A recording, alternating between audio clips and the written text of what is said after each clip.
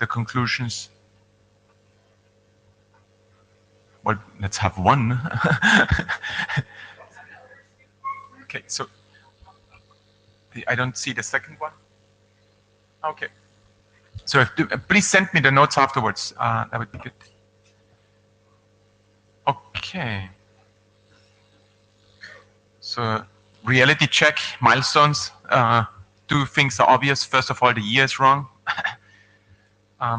We are a little slow, unfortunately. So we have currently 2 milestones on the charter page, which refer to the act on the framework document, and also to the what was previously called actors document and the OAuth2 authorization for ACE document.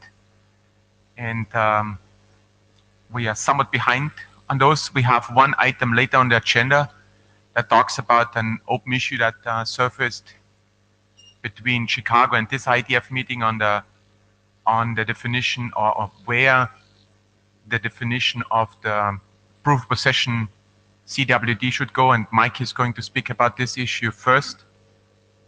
But besides that, we are slow on the currently charted items, unfortunately. That didn't, however, prevent anyone else from making lots of other contributions.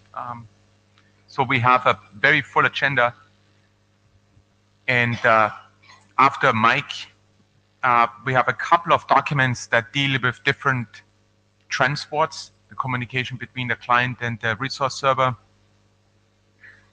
We have, as you can see, MQTT, IPsec, co-op specific stuff. Later we talk about some different credentials, and also about different ways to obtain keys besides what we have in the OAuth for the proof of possession, like ESD. So lots of stuff. Let's jump straight into it. Mike. Any other agenda bashing questions? Nothing?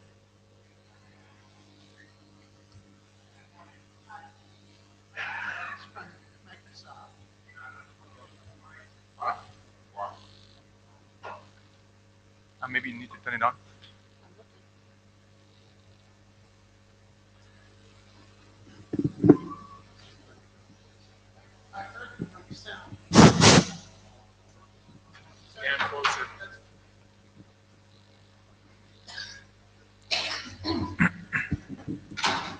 Is this better? Yes. Yeah. I'm Mike Jones from Microsoft, and I should be able to do this significantly faster than 15 minutes to buy some agenda time back. So you're all aware of the CBOR Web Token work, which is like a JSON Web Token, but for CBOR. And next slide, please.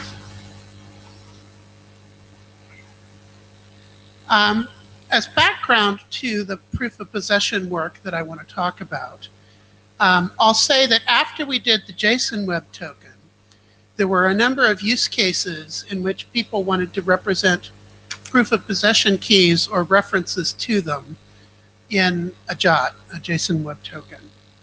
And so we did a quick little draft, which became RFC 7800, that adds a confirmation claim and members of it, the most important being one to represent a key, and that's an elliptic curve key that is in this confirmation claim. Again, that's JSON. But just like for JSON Web Tokens, now that we're very close to having a CBOR Web Token done, we also have need, both in ACE and in other places, to have a representation of proof of possession keys. Next. Now there's really a administrative point that I'm here to talk about and seek input from the working group on. It turns out that I had done an independent just port of RFC 7800 that does nothing else at the same time Ludwig and others, I guess before me, but I wasn't as aware of it, did almost exactly the same thing and put it in the ACE OAuth authorization draft. Why? Because it needed it. Next. So the question I was asking once we had this conversation about, well, now we have two versions of this, is why would we want this to be in its own draft rather than just be part of the ACE OAuth framework? And there's a number of fairly simple reasons. One of them is just like the CBOR Web Token itself, we expect that proof of possession for CBOR Web Tokens will be used in a lot of application contexts, some of which are ACE, some of which are not. And in order to gather data about this, Hannes did us a favor and sent notes to a bunch of relevant security working groups, plus lists from closed security working groups, such as the Jose group, and solicited feedback for who has use cases for proof of possession using CBOR tokens. And a number of people spoke up and said that they did have such use cases. The other argument is that if we have a draft that just defines this equivalent to 7800, it should be able to move very fast. It invents essentially nothing. It's just a syntax transformation. And so should the working group decide to adopt the draft, I believe that we could get this to be a completed RFC within this year based on what I've seen before. In particular, we're not asking the IETF or the IESG to review inventions. We're just asking them at that point to review syntax. Whereas I think that the ACE OAuth draft is probably not on that aggressive a schedule. And so while ACE OAuth would need this, I think we can get this done and over with very quickly. Next. I always believe in giving credit where credit is due. And so one of the things I did once we realized that this was in two places, in consultation with Hannes and the authors of the ACE OAuth draft, I said, look, let's just make everybody that was an author of ACE OAuth an author of this individual draft as well, to recognize the inputs that they may have had towards creating the confirmation claim and proof of possession representation inside the ACE OAuth draft. Next. You just went backwards, Hans. Maybe that's good, I don't know. So last slide. I'm here now to ask questions of the working group and the chairs, which is A, should we adopt this short draft which just does the proof of possession claim so that ACE and other use cases will have this soon? And assuming that the answer to that question is yes, there's a question which I guess procedurally is to the chairs, which is given well, an early draft, it's essentially done because it's just a syntax transformation. We could adopt it and then have a working group last call, I think, pretty quickly. Yeah, so it's probably an easy start into the meeting in terms of decision making. So you've heard the arguments on, or the pros and cons on why putting the content for this proof of possession CWT into a separate document as opposed to having it as currently in the working group document, the ACE OAuth working group document. And so the question to you is, what is your preference? Should we do choices? Should we put it into a separate document, as Mike has just been alluding to, or should we keep it in the working group document? Hank, do you have any questions specifically to that issue? Can you? Oh, excellent. There was a question before this question, so Go ahead. Yeah. because you were asking about proof of possession, does anyone has use cases? And so I haven't read the draft actually. So possession, what does that mean? Is it just about this signed private key so you can prove that you have a secret key? Or That's is right. This is sometimes also called the holder of key property or proof of possession. And one of the things that Hannes told me is that ACE had decided to use proof of possession in all of its work. And so there is a natural reason that this gets developed here, whether it's in an individual draft or not just an individual draft, but a draft tailored to that purpose, or whether we leave it in ACE OAuth, in which case everybody that would want to use this would have to understand that they're only using a little bit of ACE OAuth, unless they're actually using ACE OAuth. But that's the question. So again, I forgot to tell my name there. I'm Hank. Sorry. So so use case wise, out of the scope of OAuth, I would have a ton of use cases if the term possession is extended to basically any system entity property. So if you want to prove that you have a specific property to an external party, there could be, I have a wonderful trusted clock. I can give you a specific timestamps and a lot of metadata about it. There could be a voucher of health, or system integrity properties that I can prove with evidence, maybe based on a hardware root of trust, or a trusted execution environment, or even something that is close to identifying a group of entities. So I would have a lot of use cases for proof of something. And if possession would be defined as a system entity characteristic, like from 4949, that would be great. Yes, it is. Then we are absolutely fine with this. I would really like to be this draft. It's a wonderful book. Thank you. Thank you, Hank. Okay.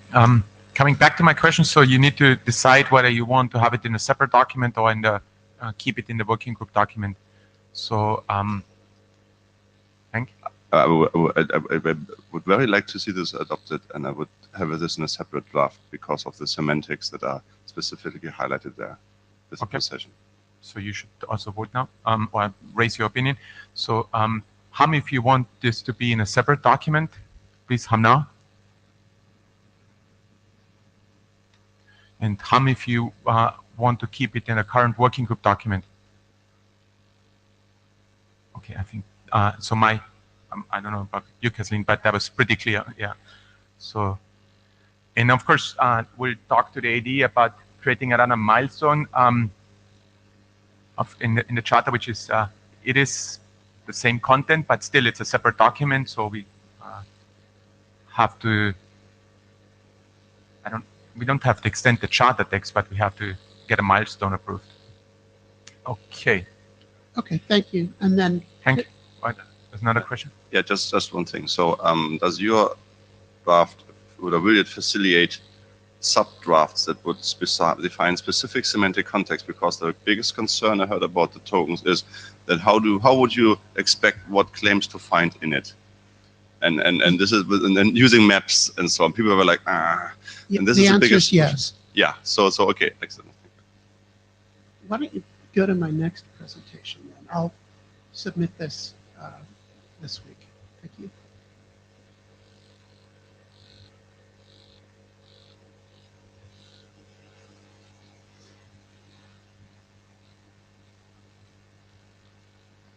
All right, this should also be mercifully short. I'm just giving status update on Seedware Web Token. Next. So we completed working group last call. There was great feedback from, among others, some in the front rows here, Jim, Kirsten, Ludwig, Goran. And you could see the history for the exact changes made. They were all pretty much clarification type of changes, such as whether there should be CBOR tags on specific fields or whether to omit them. There's only one open issue with the draft, which isn't, I think, blocking it going to publication, an IETF last call, but I want more implementers to vet the examples. Jim had taken a stab, pointed out some problems. Samuel updated them, and we haven't received independent confirmation that the examples are all correct and parsable at this time. One thing, Jim, he did do, I don't know if you saw this, is he switched to algorithms that you produce reproducible cryptographic results, so it should be possible for... Didn't hear you, Jim? His encryption still doesn't work. Okay, well, I'll talk to you afterwards. Next. That's it. I don't know whether you have a sense as chair when you want to push the publish button, given we've gone through last call. I will work this week with people if there's a problem with the encryption example to get that right. I don't think Samuel's here, but I can work with him remotely if I have to. Yeah, we definitely have to get the examples fixed. I agree. That's where we are. Thank you. So hopefully we get this done this week, but the document has been out there for a little while already. So it's in terms of scope, the CWT is a fairly sort of trivial effort in some sense, because we are just mapping the already existing CWT over here to this to the CBOR based encoding. Right, the other way around. Yeah, so if you get that done, then we can push it forward to Kathleen, get this, at least this document wrapped up. Good.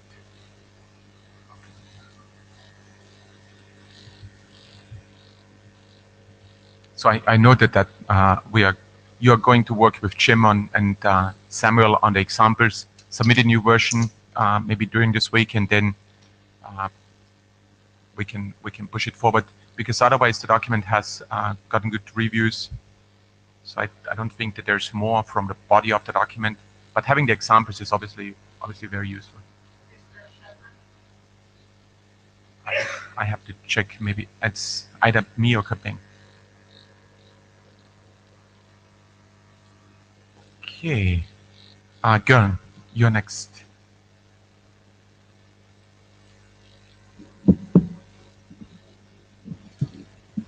Which slides is this? The slide deck I don't have yet, or is it one of those?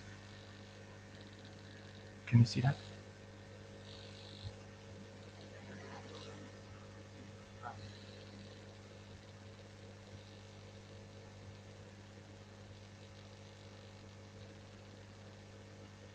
One of those?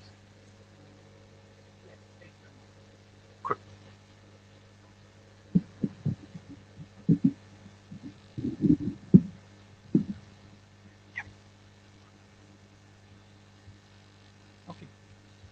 Hello, everybody. I'm Göran Stellander, and I'm going to speak about the ACE framework.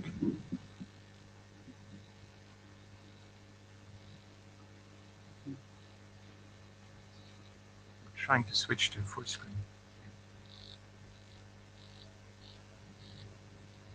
Sorry about that. Okay, I can start talking. Yeah, I'm a bit bound to pictures, so I'd like to see. But anyway, so we're going to talk about the ACE framework. This will probably also be a short presentation. I'm going to tell you about the status, but first I'd like to give you background, just to remind you what we are doing. Please, next slide. So Hannes showed us the milestones, and the charter for ACE. This group is tasked to provide a solution for authorization in IoT, and this so the solution that this working group is working on is based on a framework and profiles.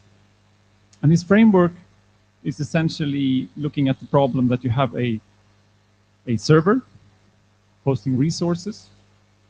This could be a sensor or an actuator. Then you have a client who is requesting access to the server. And the issue is how does the server know that this client is authorized to access this resource? Where the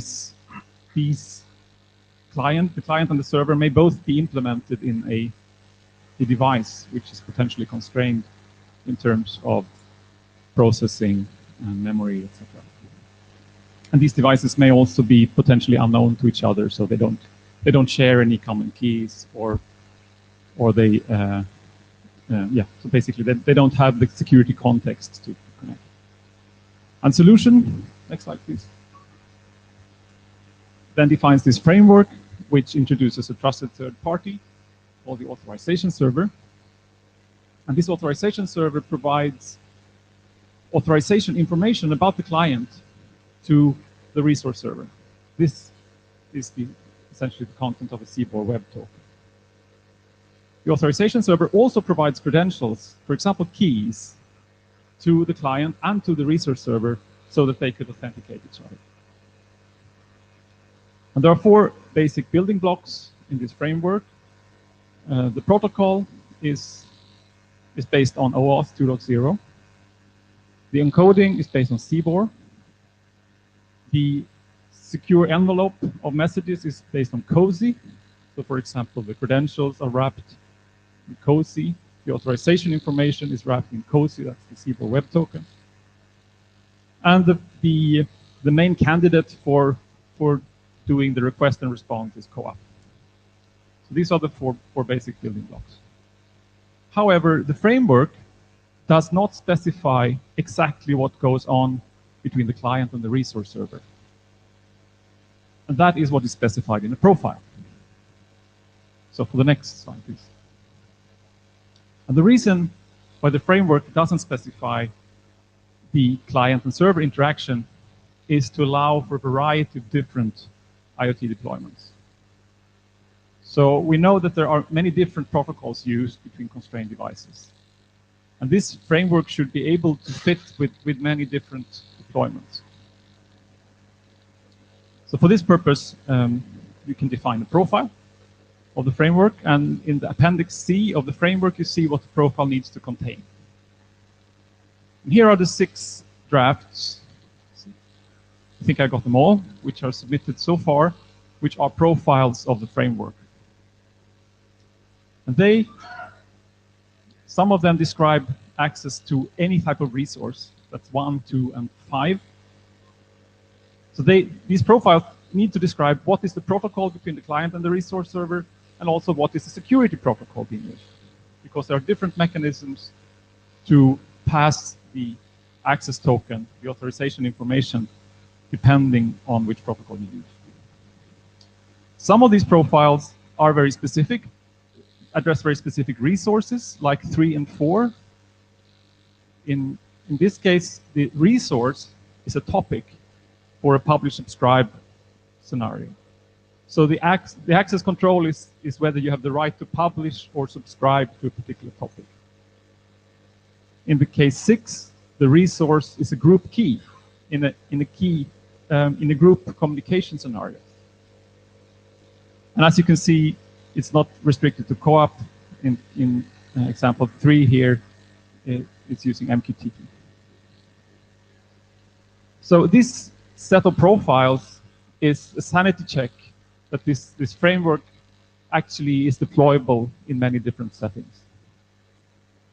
And the progress of these profiles is very important for the framework, because it defines what is being implemented between the client and the server.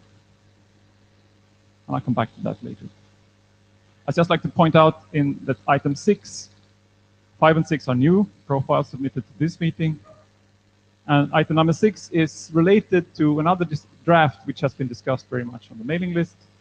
It's this low latency group communication, which has been So if you're interested in one of the drafts, you may be interested in the other. Next slide, please. And the status so far is that we have included all the major review comments we had so far, and there are no major changes in this latest update.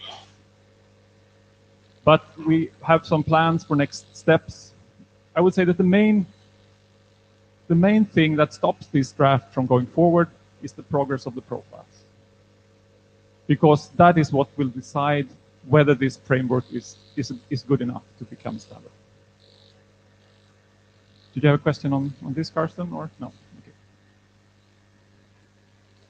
So what the next steps are, we plan to import some things from profiles. This is also another good reason why we have profiles.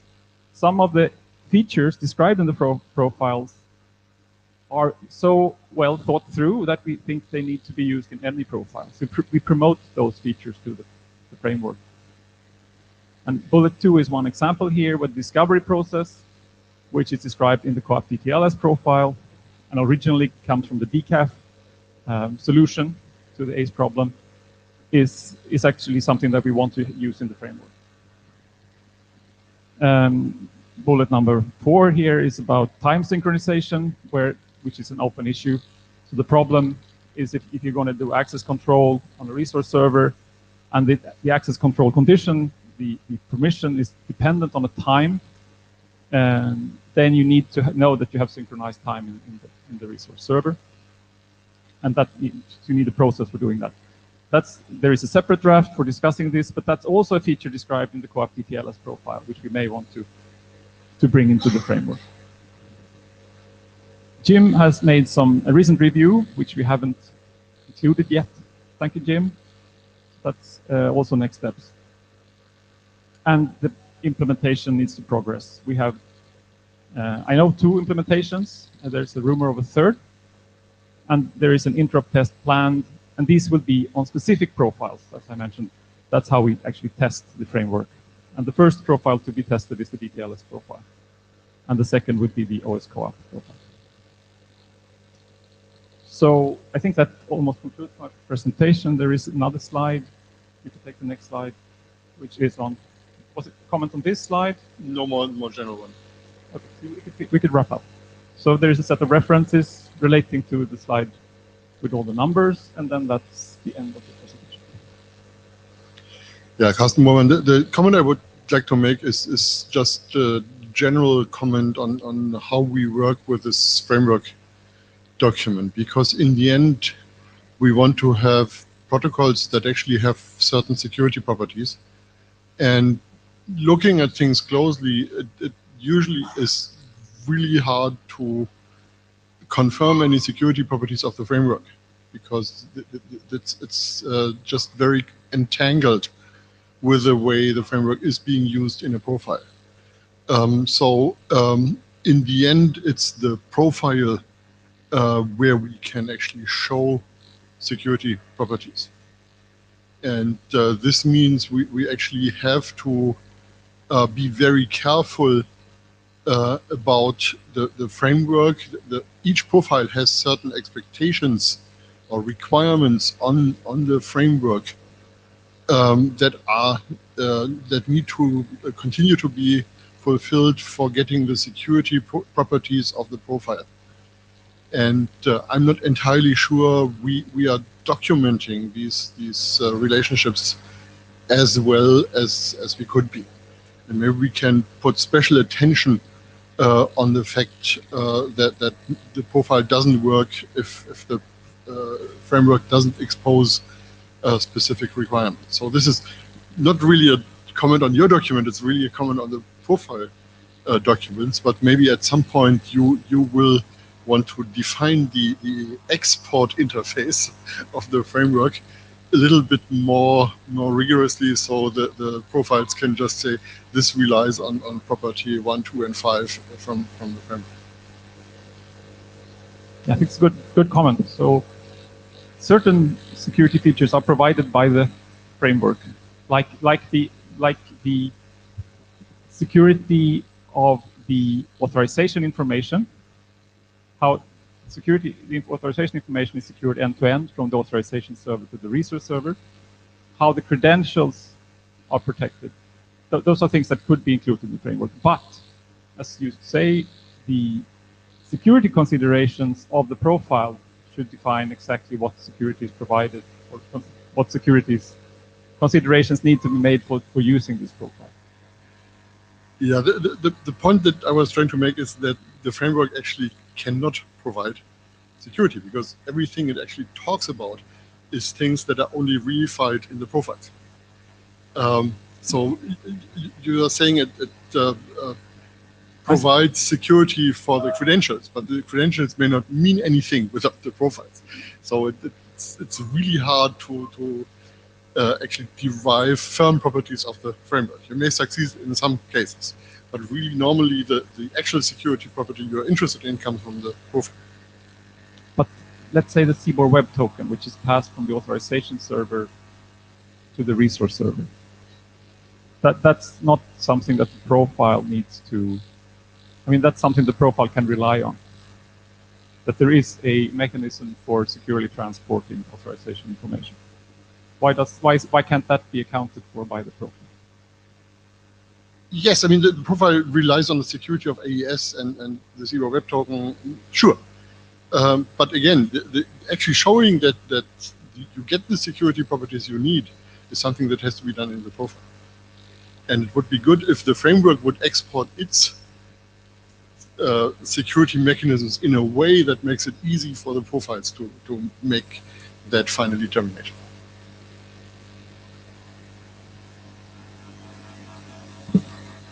Okay, I think continue from Carson's question. I think I have the same confusion about the framework document and the other so many profile document.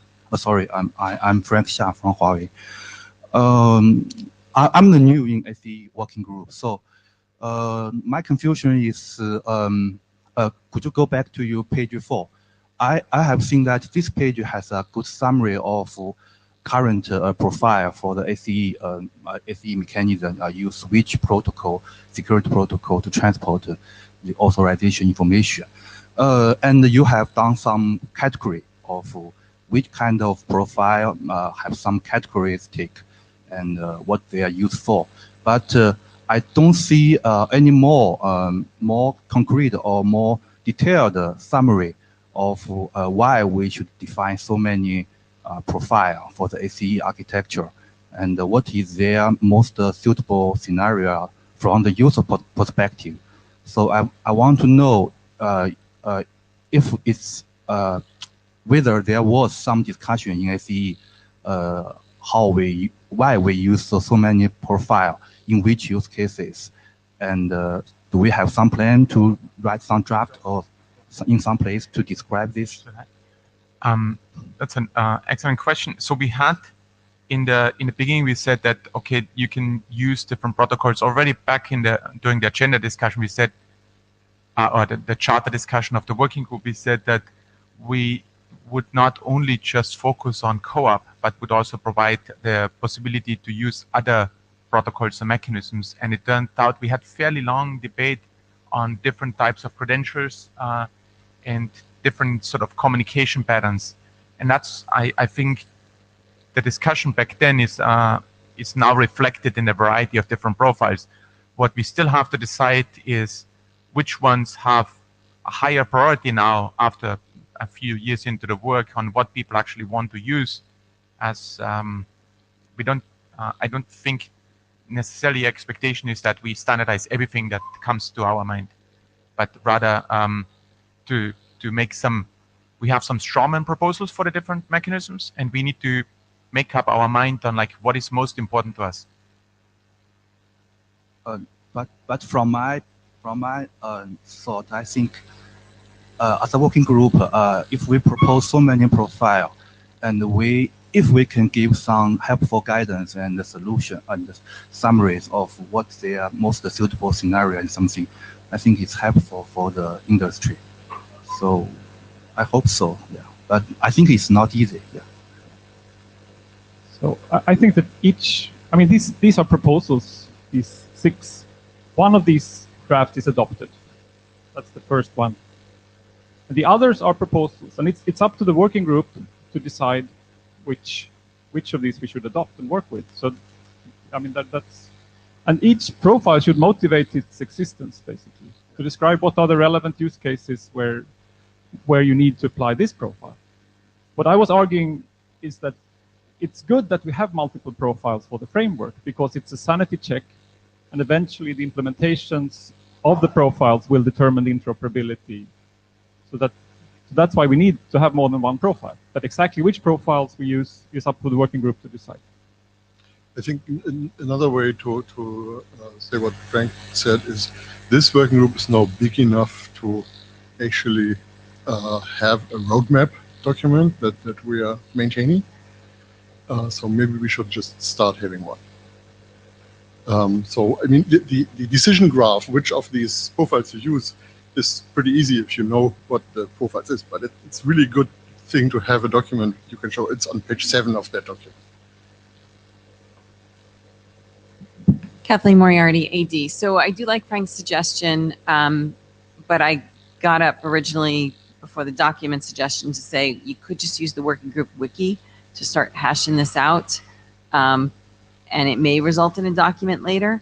But I think knowing which profile is best suited for which applications would be helpful to industry, and then figuring out later how we present that. Is it a draft? Is it in some other form? Would be fine. But I do think that would be helpful information, and then tying back to security properties of each, right? So you can really figure out what it applies to best.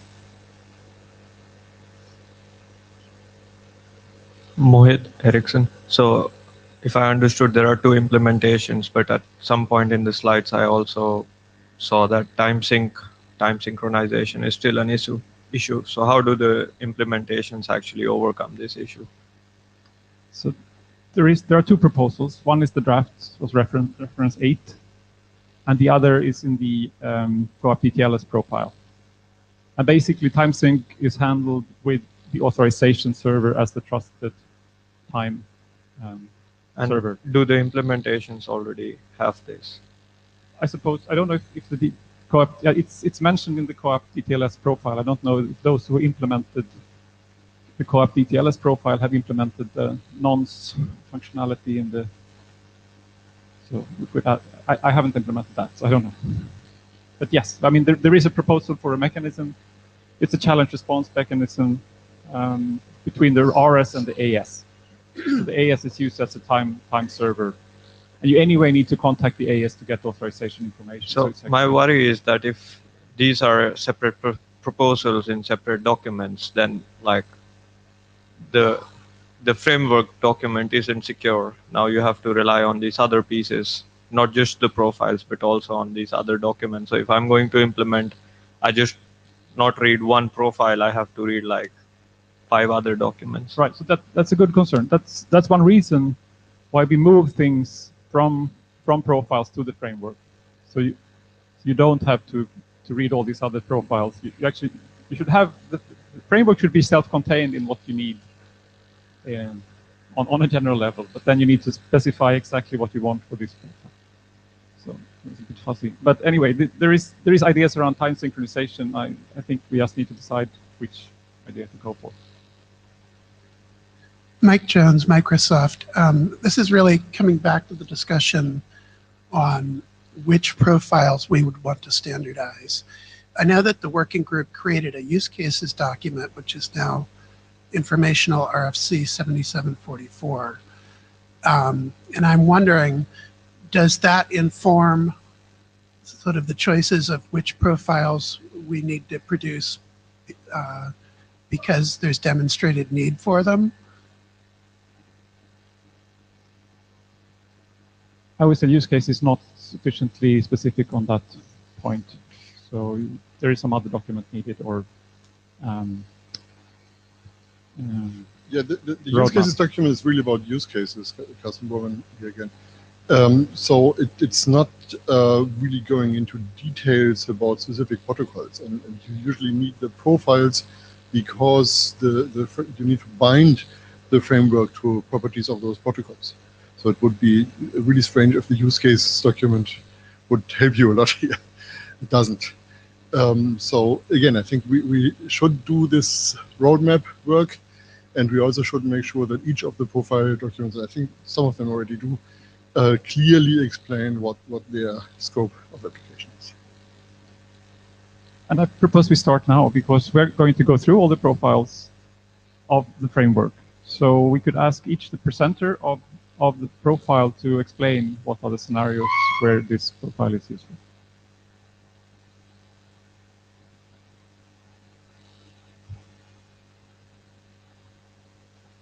Kathleen Moriarty, AD. So just one more suggestion, as opposed to a roadmap, maybe an overview document. They seem to be viewed a lot more positively as they get through the IESG. So RTCP Web just put one through, and that was viewed really positively. So it might be nice to start from an example that people really liked.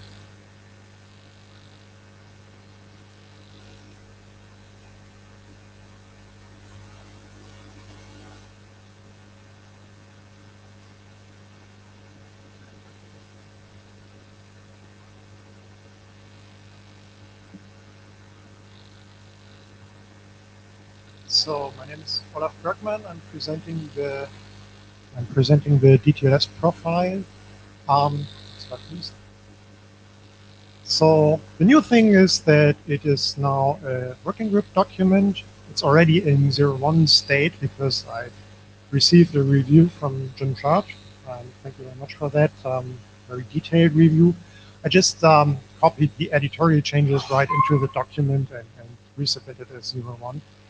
But there are still many clarifications needed to be made in the text, and as you already heard, some parts should be moved into the framework document because they are more generic than just applying to that specific profile.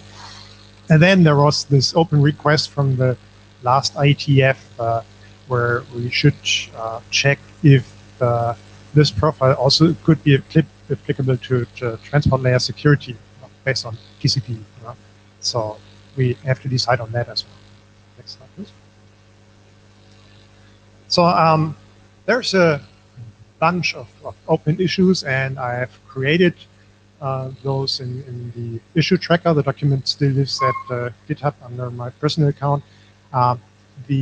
If you want to follow up on that, you could also click on the issue numbers that are in the titles here. So I've linked them directly to the issue tracker. So I'm going to briefly go through through the important issues that I think that the working group has to decide on at least some point of time.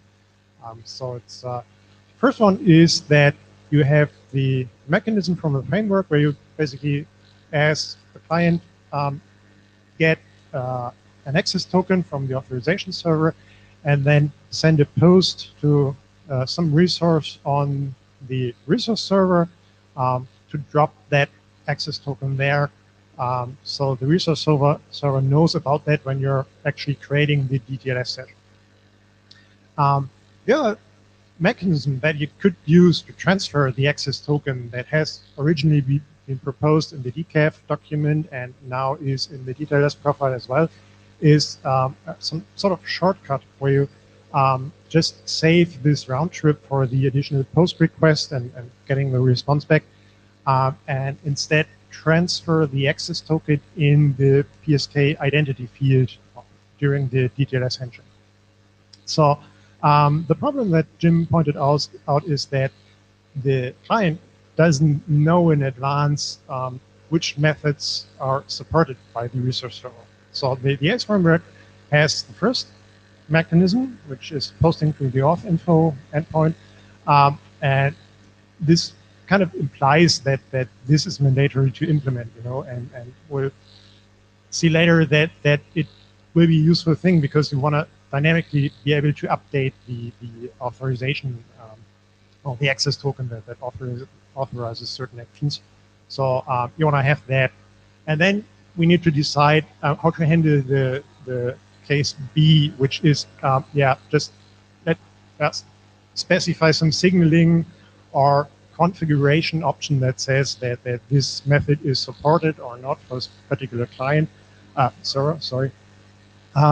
Make it like just try an error and yeah, see what happens, or just forbid that thing. Could do that. So I'm not sure. Do you have a direct follow-up on that? Sure. I just wanted to give my view on these questions. Okay. So questions no or no? Okay. So okay, go ahead. So A is the default way of doing it in the framework. Right. I'm not sure it should be mandatory to implement. That's for discussion, but I don't think it has to be mandatory.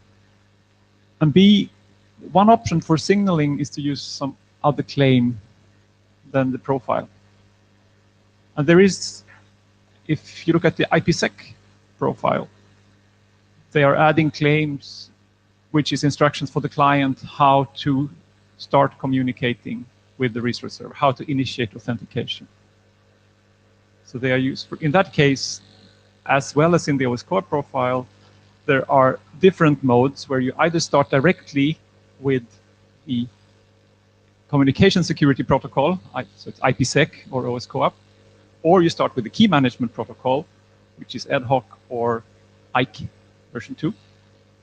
And then this claim, KMP, key management protocol, indicates to the client how to start the authentication.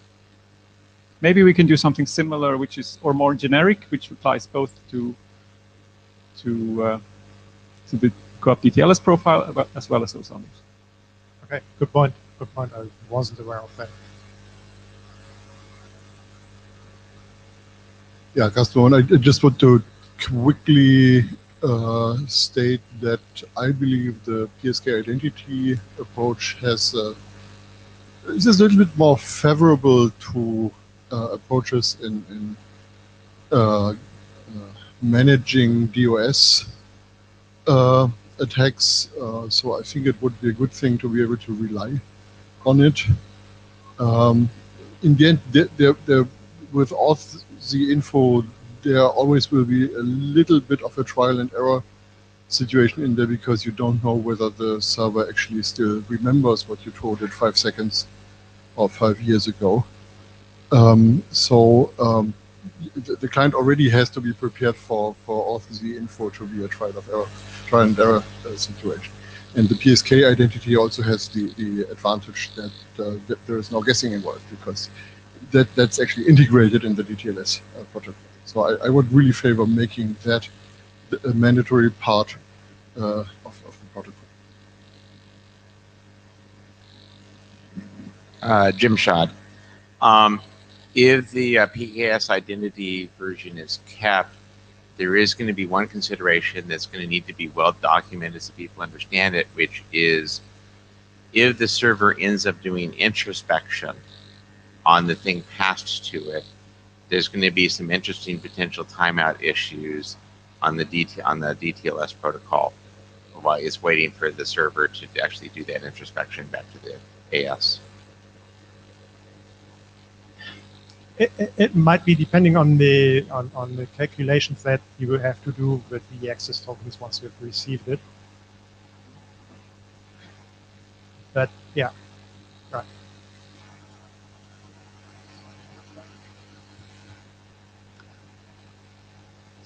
So this is an easy one. I don't expect there are too many discussions about that. So there's the question: when does the message that you receive is actually unauthorized? And the text currently is pretty restrictive. So, for example, the well-known core resource currently would be, you would be prohibited to do a GET request on that following the current text. So, and my proposal is just to change that. So actually, the text says that if you have a channel that currently isn't protected and there's no valid access token in the resource server to handle that request, then it would just send back a forewarning response, So my proposal is just to make clear that this is for resources that you actually want to protect this way, and not those that are open to the public. Yeah, I don't disagree with the proposal. I just want to point out that even well-known core, you may need to have an access token to be able to read well-known core. Or you might return different responses depending on whether you have an access token or not. Yes.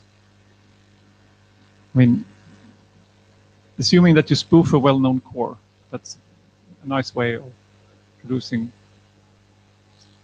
I mean, denial of service attack.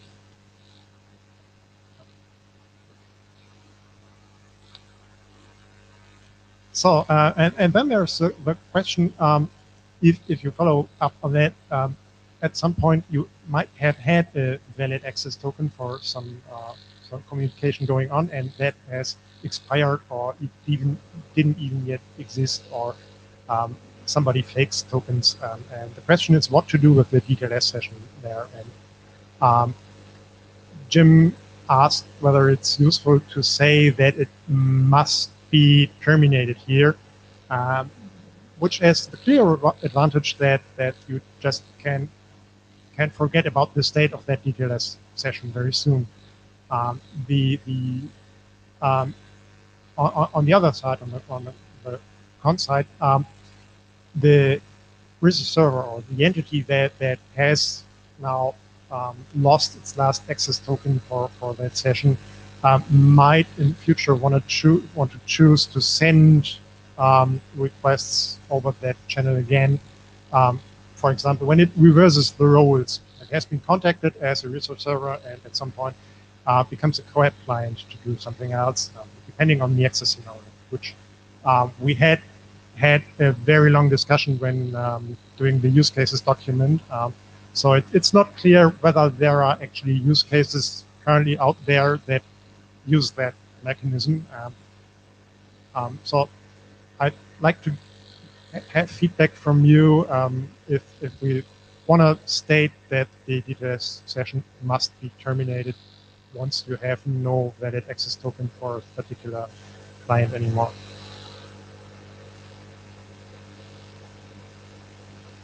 Otherwise, I want to come up with a proposal which might state that we have some sort of timeout and then really terminate that session.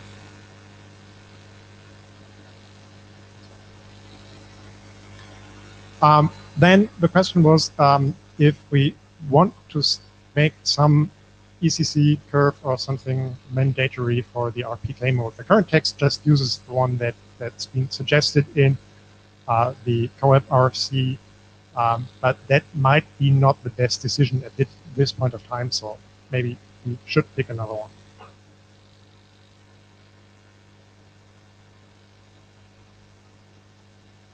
Yeah, Carsten, moment again. I think we need to synchronize here a little bit. So RFC 7252 makes one curve mandatory. It would be nice to have a concerted agreement between working groups on when we kind of switch away from that and switch to something else. And so I think it's about time to do that. I mean, the CoAP document is 4 years old now. Yeah, if we can get a community-wide agreement on what those curves should be, we should make the switch. And I don't think the core working group is going to be the one who is leading that discussion. But we would definitely want to make sure that we apply the right changes to the CoAP specification. So I have no idea which working group should do this, but this working group sounds as good to me as any other. So please go ahead, make that decision, and coordinate it with us so we can make the parallel synchronous changes to the CoAP document.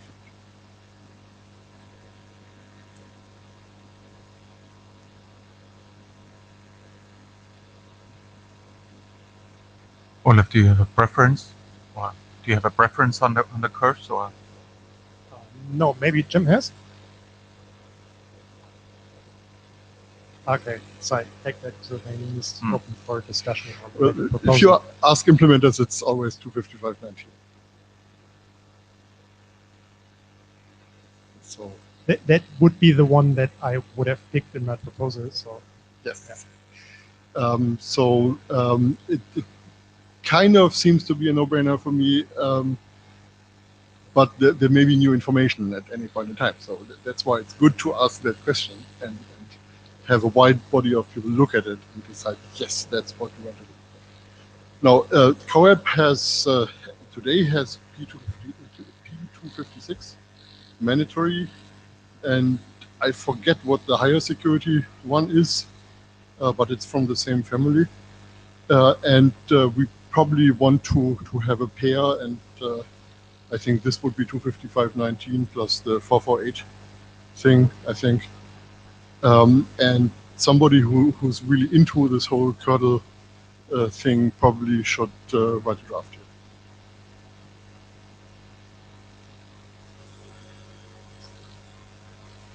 So coming back to open issue number 10, because this one is related to that.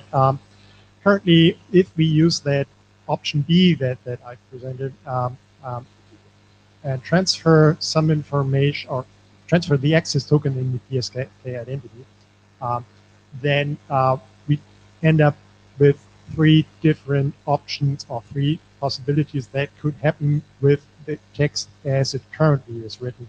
First of all, would be the easiest thing to do.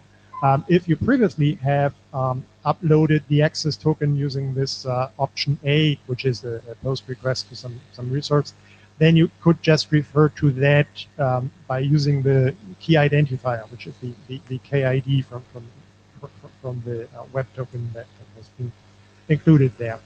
The other options were to embed the actual access token in the PSK identity field, which leaves you with the option to not use the post request at all, and just save that round trip and provide the access token with the DTLS handshake, so that the server doesn't have to keep this state. So when you upload the access token using the CoAP method, then you have to store it until some point of time when the client then initiates the DTLS handshake, and then you can check the access token.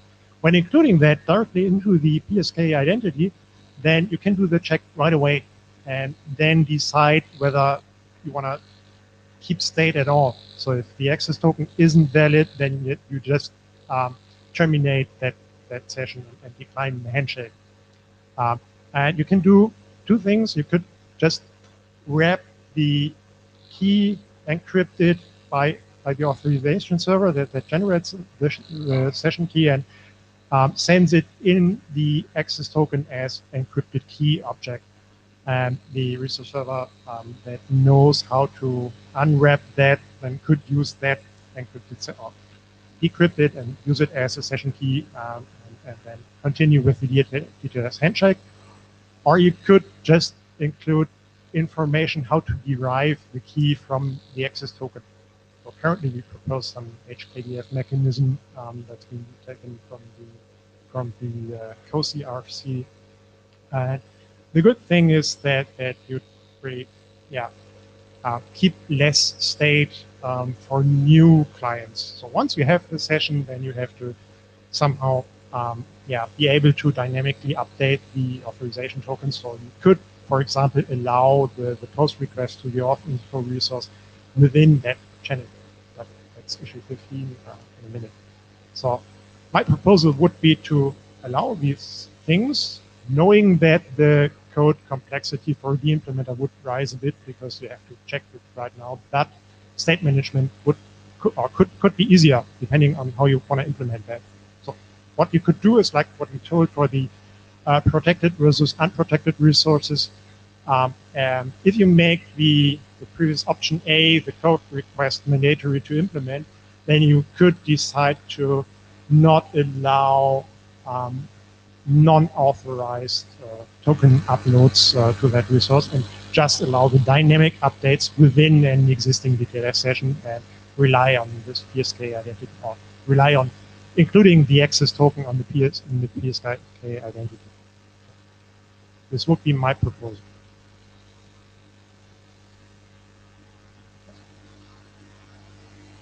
So, and this brings me to the permission update. So currently the text doesn't distinguish between the rekeying and updating of permissions. So we should make just clear that if you want to update the permissions for accessing a resource, then this could be done within the existing DTLS session. Right? Not just do this using this option A with the co-op post to the resource. But Olaf, when the permissions are in the token, then how does that look like how do you then pass along the new token to update the permissions? The new token would just be passed in as the contents of a post request to that auth info resource. Up over the existing established Yes. session. Okay.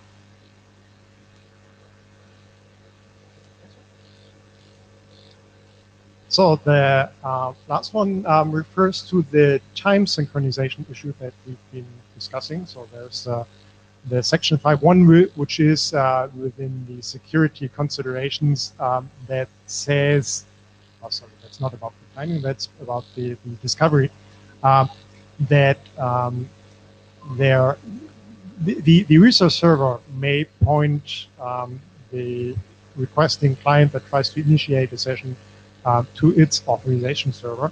And the problem with this profile is that you already need to have an existing security relationship with this authorization server. Otherwise, because the initial communication between the resource server and the client isn't protected at all, you could just get faked AS info messages from some man in the middle, which you then should ignore. So one idea that came from the DCAF work is just to copy the AS address or information which authorization server to use into the client to AS request that's being described in the framework.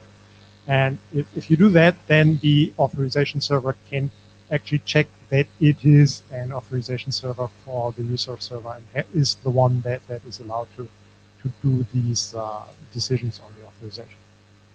So this might go into the framework document if we decide to do that.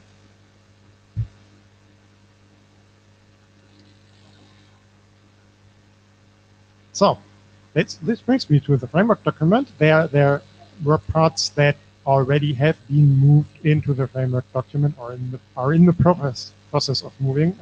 First thing is discovery. So there have been some comments on that by Jim in the review of the DTLS profile. So that's the reason why I put it here as well. And here we have this questions issue. The proposal that DCAF made was that we just generate a nonce at the resource server that is copied into the client AS request and then mirrored back from the authorization server back to the resource server by including it in the access token.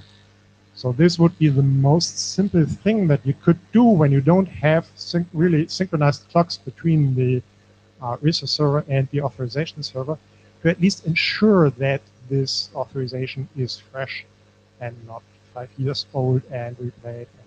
And. So this could be, so the only thing that you need in the resource server here is to have some idea of passing time. And that's enough to ensure freshness. Yeah, I think both these two are valid to bring into the framework. I'll ask the other co-authors if they agree. Okay, thanks. So Yeah, I think we had some discussion about this time issue before, and the nonce proposal, if I recall it correctly, had the disadvantage that it basically turns the access token into a one-time token. Did I understand that correctly, or is that now a different version of the nonce? So this nonce is supposed to just ensure that you're looking at a fresh token and not something who that's is you? the resource server. So The resource server. But how does the resource? So the resource server looks at the fresh token because it issued the nonce, right. which then means the access token would be a one-time token. Or Yes, yeah, right. yeah, okay. So, and then we had the discussion. This is new. This is from another comment that I received, which was not from Jim's review.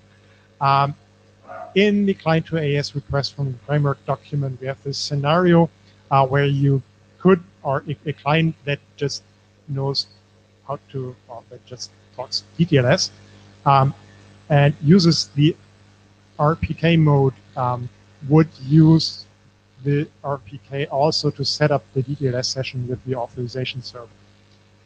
And when it doing so, it will be authenticated against that public key in that RPK. Then for getting the authorization, it sends another RPK, which usually would be the same if this client intends to talk to the resource server. And the authorization server then has two RPKs, which may or may not differ, but has to decide which one is the one to authorize for the requested action. So I think it would be a good idea to make clear in the framework document or in this profile which is the one to authorize, which should be the one in the request in the CNF claim. Because this would make this four-leg model possible, where you have some entity that requests access tokens on behalf of a different entity, and only that one will be allowed to talk to the actual resource server using its public key. So yeah, this at least this should be clearly documented, and the question is whether to do that in the DTLS profile, or is it generic enough to do it in the in the framework document? And one suggestion I got this morning was that we might decide to invent some signaling mechanism in the client to AES request to just say use the RPK from the wrapping DTLS session. This could fit nicely within this RPCC proposal that's on the agenda today as well. Last slide. So Java relaying is behind you.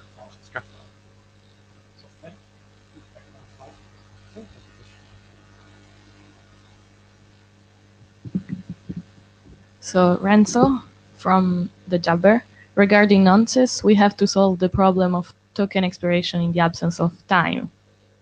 Also make sure the nonces exchange is secure, and also we should explicit the time synchronization problem we have, if you believe we have one. Yes, we do, and yeah, right, valid comment.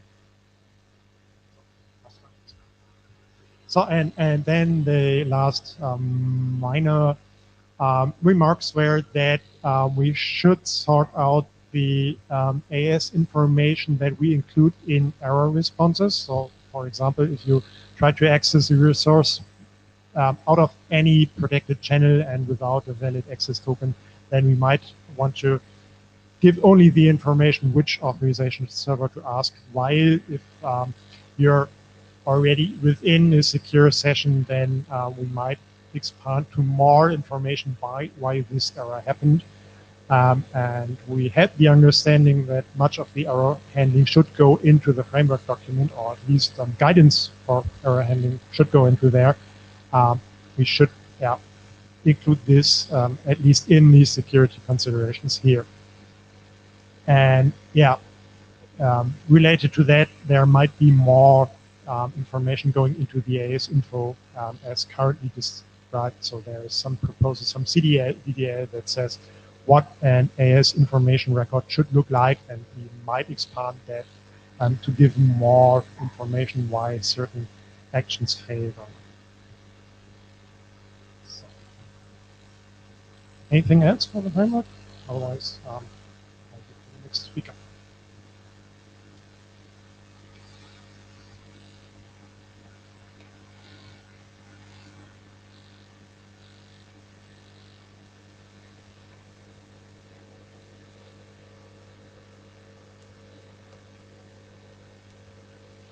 Hello, I am Martin Gunnarsson.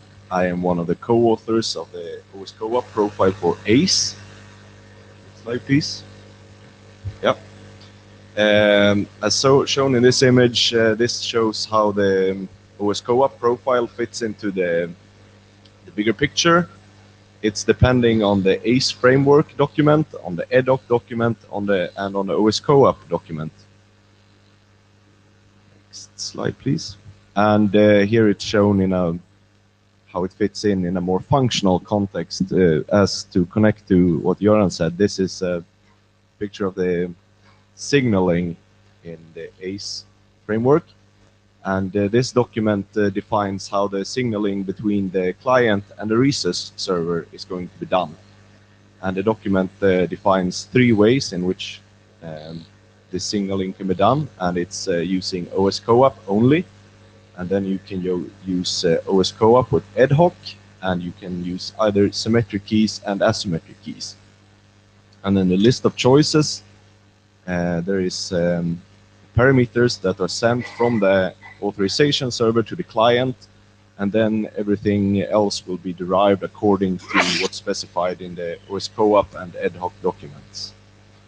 Next slide, please. So this is an example of the signaling and the communication done when only using OS Co-op. First, as specified in the ACE draft, the client will post its token to the resource server, and it will get a Co-op reply. And then everything is ready to begin sending OS Co-op requests. Of course, you don't need to post your token every time you want to send one request, but after the token is posted, you can send as many OS Co-op requests as you want, as long as the token is valid. And the status of this draft is, it was first presented at IETF 97. We've recently updated it to version 03 to align it with the latest changes to the EDHOC document and OS Co-op document. Jim recently published a review. Thank you, Jim. And we are currently done commenting that addressing those issues from the review, and the document will be updated in the close future. And our planned next steps is to get more feedback. There are currently 2 implementations being worked on, and we think that this document is reaching maturity, and that perhaps it should be taken to the next step. Thank you.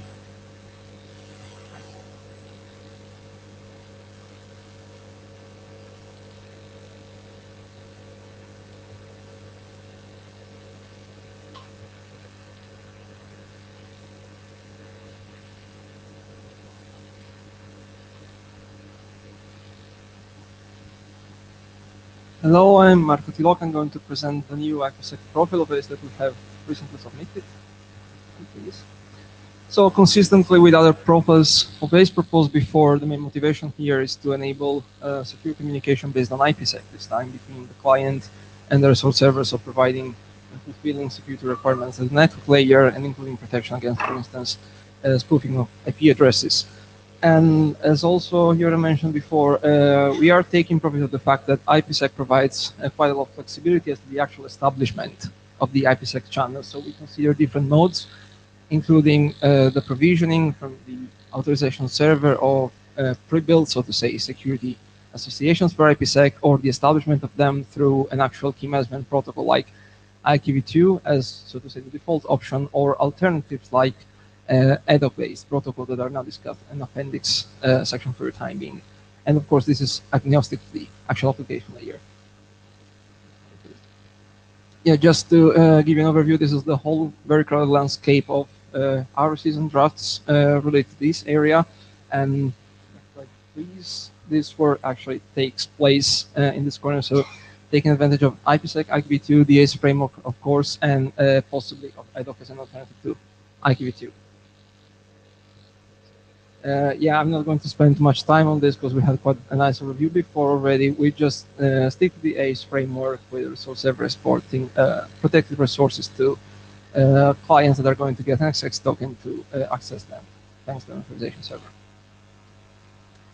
Yeah, going into the protocol a little bit more, we also consider the approach described in the COP DTLS framework as to a first optional phase so that the client can issue an unauthorized request to the resource server in order just to be pointed at the correct authorization server to contact. And then we move actually to the second step where there's an actual access token request and response from the authorization server indicating also how the client and the resource server are actually going to proceed to establish the IPsec channel. And then as a third step, there's of course the posting of the access token to the resource server, establishment of the IPsec channel or finalization of that, I would say, and then an exchange of resource request and response over that IPsec channel. Yeah, to give you a little bit more detail, as I say, we consider different modes to establish such an IPsec channel between client and resource server. As the first one, we call that direct provisioning. So the pair of security associations are actually built by the authorization server and provided to the client directly in the access token response, and then to the RS indirectly as encoded in the access token. In that case, all information necessary to set up the security associations are actually directly provided, in fact. The second and third alternatives assume instead that client and resource server actually run a key management protocol to fully establish the IPsec channel, and you can go consistently with the other profiles for a symmetric or asymmetric proof of session key. And then it's again up to the authorization server ultimately to determine the precise key management protocol to run, and the default choice for that is, of course, IPv2. As you can see in the green box, the authorization server signals the use of this profile and so of the establishment of an IPsec channel with COP IPsec as value of the profile field. We introduced a new parameter KEMP with value IPv2 here, where again the AES can signal the specific usage of IPv2 as key management protocol. Yeah, this should be even clearer now. So strictly speaking, a first step, client AES to issue the access request, get the token and instruction to proceed with the IPsec session establishment. Client to RS to post the token and establish that IPsec channel through the indicated alternative. And finally, client RS, secure communication over IPsec channel. This is aligned, of course, with other profiles on different aspects. So we also consider the possible unauthorized resource request to find the exact IS to contact if unknown to the client. We consider also the possibility of a token update for the sake of renegotiation of the IPsec session between client and resource server. And like in other profiles, communications between AS and RS, as well as between AS and C, must be secured, but it's out of scope of this profile exactly how this has to happen. You can go for DTLS, OSCOP, or IPsec. Yeah, just to clarify also that a little bit, for the time being, it's an appendix. We also wanted to consider alternative key management protocols rather than IPv2 for the second and third mode based on key management. We consider that it makes particular sense to enable ADOC as an alternative to IPv2, as you might have implementations of IPsec and OSCOP actually coexisting on the same node or even used together at the same time in the very same message exchange in the end to fulfill an additional number of security requirements, especially in the presence of intermediary proxy nodes. So in that case, it would make sense to have actually implemented only ADOC to be used both for the establishment of the IPsec channel as an alternative to IPv2 and of the OSCOP context as it is supposed to be in the first place. So with further additional advantages on the practical implementation side. We have just started this, so we really hope to get feedback and comments from you, and we have also been starting an implementation in Config 3.8.6 that is supposed to be in a good shape in the coming months. Thank you very much. Paul Wouters, Red Hat. I have a question about, so if you're not using IKEv2 to establish key material, there's a lot of things IKEv2 actually does to keep up certain security premises. So for instance, not reusing the same counter on AES-GCM or things like that. So does your alternative to IKEv2 take all of those considerations into account? Because there's a reason we have IKEv2 with all those features in there. Yes, ideally, if you don't go for IKEv2, it's the AES responsibility to provide everything that cannot be established through the alternative key management protocol you consider. But so let me give an example of where I'm worried where things might go wrong. So let's say the central management system has the keys and the counters for an encryption session, and it hands it out to the two IKE endpoints. And one of these IKE endpoints reboots and is re-given the same session. And now the session starts over, and now the same counters are reused with the same AES-GCM encryption key, and now you've used the same IV twice, and now you've basically broken the AES-GCM. There's a lot of state that IKEv2 does. So I really encourage you to go through the IKEv2 draft, the IKEv2 RFC, and look at what kind of protections it's doing for certain algorithms and for certain nodes, and make sure that whatever unspecified provisioning system you use, like, takes those things into account. Because it's really scary that you're just picking one little bit of IKEv2 and then sort of forgetting about everything else. Good point, thanks. Are you worried that the large number of different options could potentially lower the interoperability in an IoT deployment? Because now you have, as you said, between the client and the AES, you can use DTLS with different credential. You can use IKEv2 with IPsec. You can use OSCOAP, and then between the client and the resource server, you could have IKEv2. Maybe where that here you say communication between AES and RS and AES and C must be secured using all these different options somehow. And then your document is specifically on the client resource server, where you also offer a couple of different options. So I'm just wondering whether you have some deployment, you have devices from one vendor, devices from another vendor. Unless they implement all the different options, you may end up having situations where I don't expect that in particular already, but keep our eyes open for that. Okay.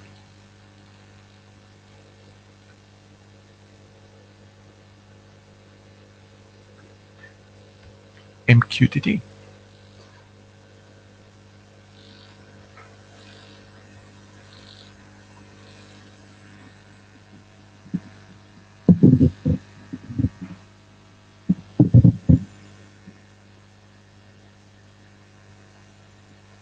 So we're using MQTT for our IoT prototyping, and we're looking into privacy and security.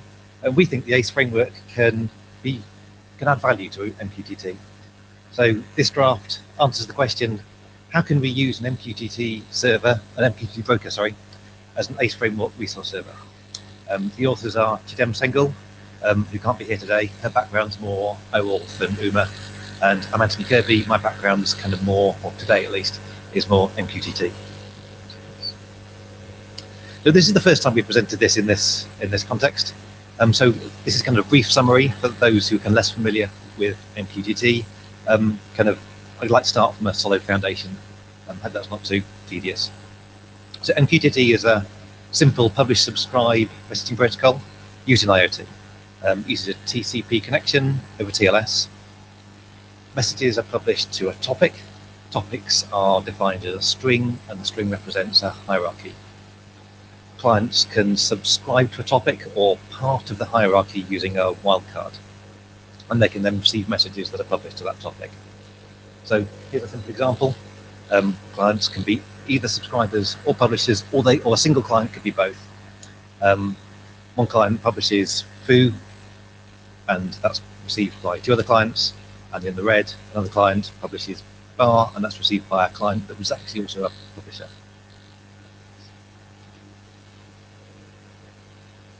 So standard.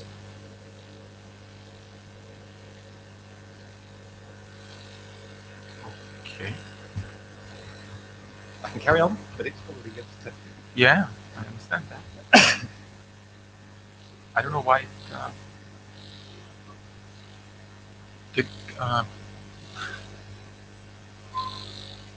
nothing changed.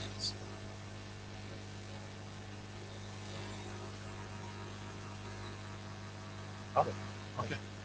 What? I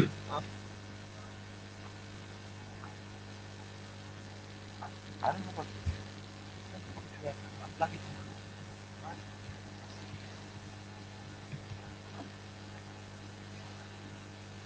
Sorry about that.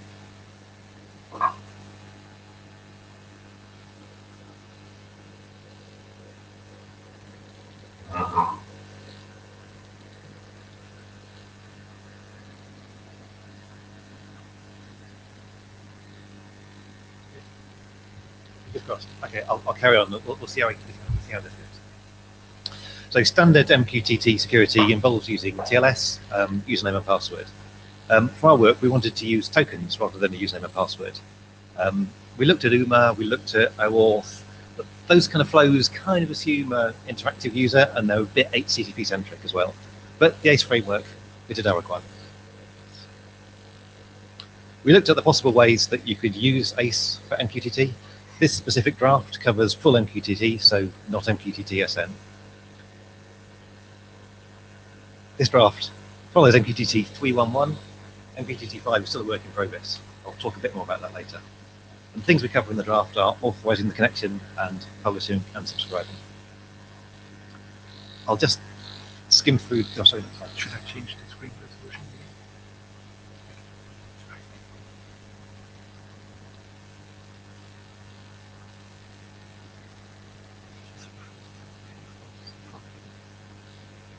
Screen.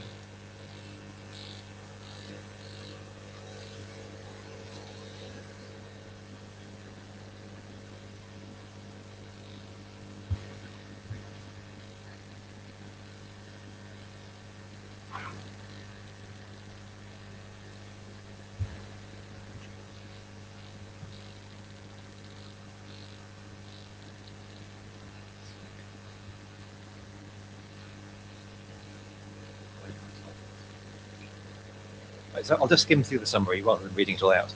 The important parts are that we're focusing on the client resource server, mutual authentication and authorization. So the MQTT broker is a resource server. And we're not covering AS discovery, token requests, and introspect because they're outside the scope of the MQTT aspect. We really want to use a basic TLS flow to make it feasible to integrate with the existing client libraries and server implementations. We don't want to have to do an entirely custom MQTT server because that kind of slightly defeats the purpose of the exercise, really. So the basic implementation that we're talking about doesn't use auth-info because this doesn't really fit in very well. In our appendix, we do discuss a way that we could use auth-info. This is something we discussed with Ludwig as a write-only MQTT topic. For MQTT 5, that'll be more flexible, and we're more likely to be able to use that.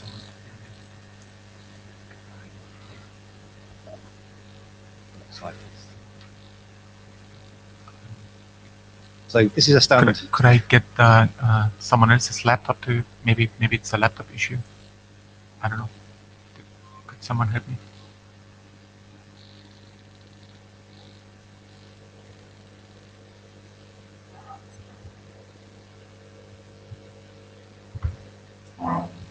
Take a seat.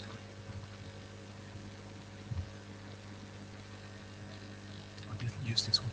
Yeah.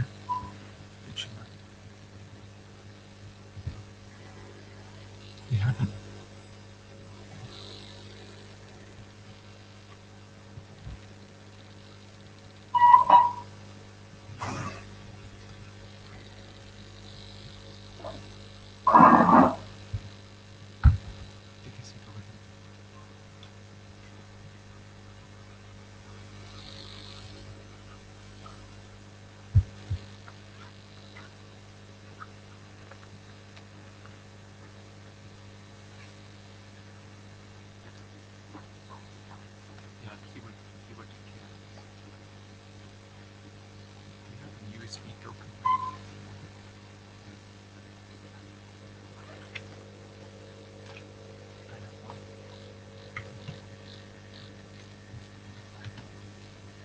you have all the slides? Okay.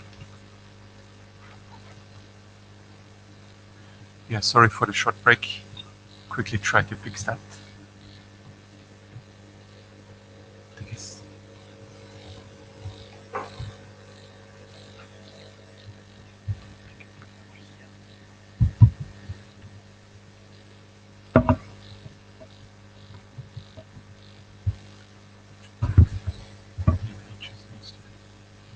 Change the settings.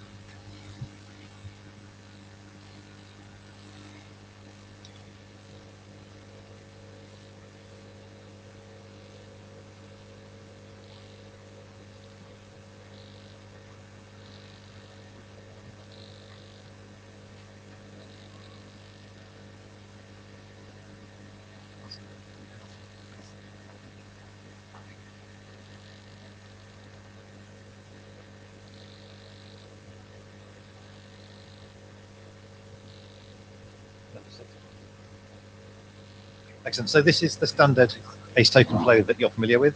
Thank you for getting that working. In ACE terminology, the MQTT broker is the resource server, and the MQTT topics are the protected resources. The authorization server controls who can publish and subscribe on a topic-by-topic basis. Because MQTT treats publishers and subscribers similarly, there's a single authorization server. This is different to Co-op PubSub. And for MQTT, there's no really good reason to split into two different authorization servers. MQTT is connection orientated, so the tokens provided with the connection. The tokens provided by bundling it into the MQTT password as a JSON Web Token, and the broker then caches the token for as long as the client stays connected. Well, actually, we've said that, and that's what I put in the draft.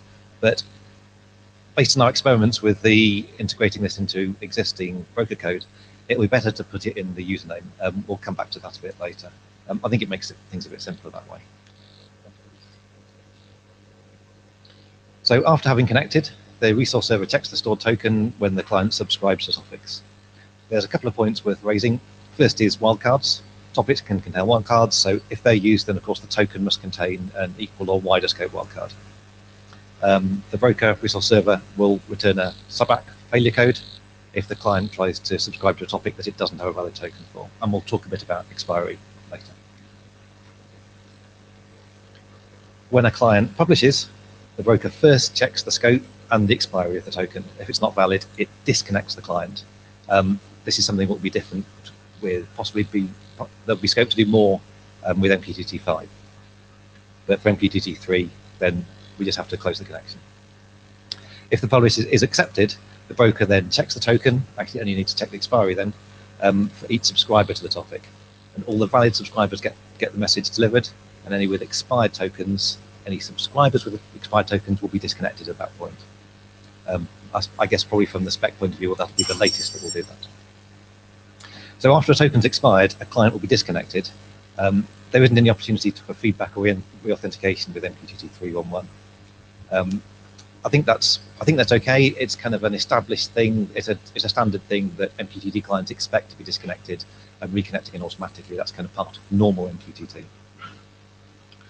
For completeness, we considered the possibility that a published message could also include a new token to kind of update the current token in the session. We've had some feedback from Paul and Ludwig about that. I think that's probably more complexity than we really want, at least for this stage of the draft. Next, please. So what are our next steps? We've got a prototype. This is implemented as a plugin, just a plugin. We haven't had to write our own broker to the Mosquitto broker. It's kind of one of the industry standard ones, and we're working towards publishing that. We're getting close to that.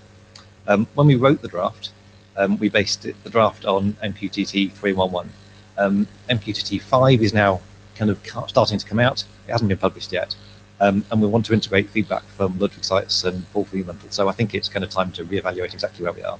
So we're planning to revise the draft. We're keen to maintain support for MQTT 3.1.1, but probably do a small and simple bare minimum that just works for MQTT 3.1.1, and a kind of appendix that, well, second half of the draft maybe, that expands the functionality and lets you do all the things that are kind of a bit more ACE style kind of way for MQTT 5. So we're keen to get more feedback, keen to gauge the level of support, and ideally adoption by the work group. Thank you. we have any questions? No questions? Oh, thank you.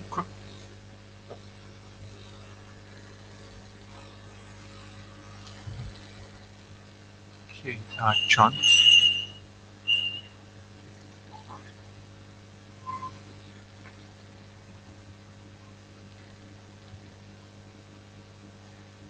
John Mattsson, Ericsson.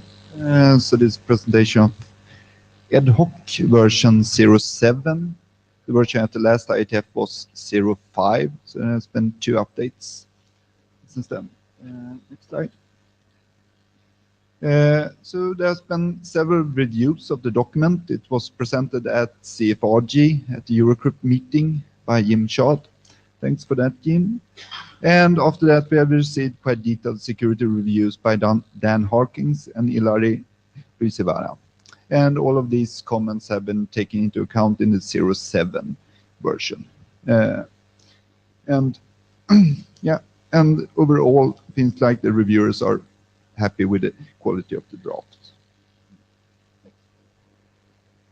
So, what's new in the 06 version? As we promised last time, we have implemented error messages. They are also CBOR array, but with message type 0 and then a short text string. All the other messages have message type 1 to 6.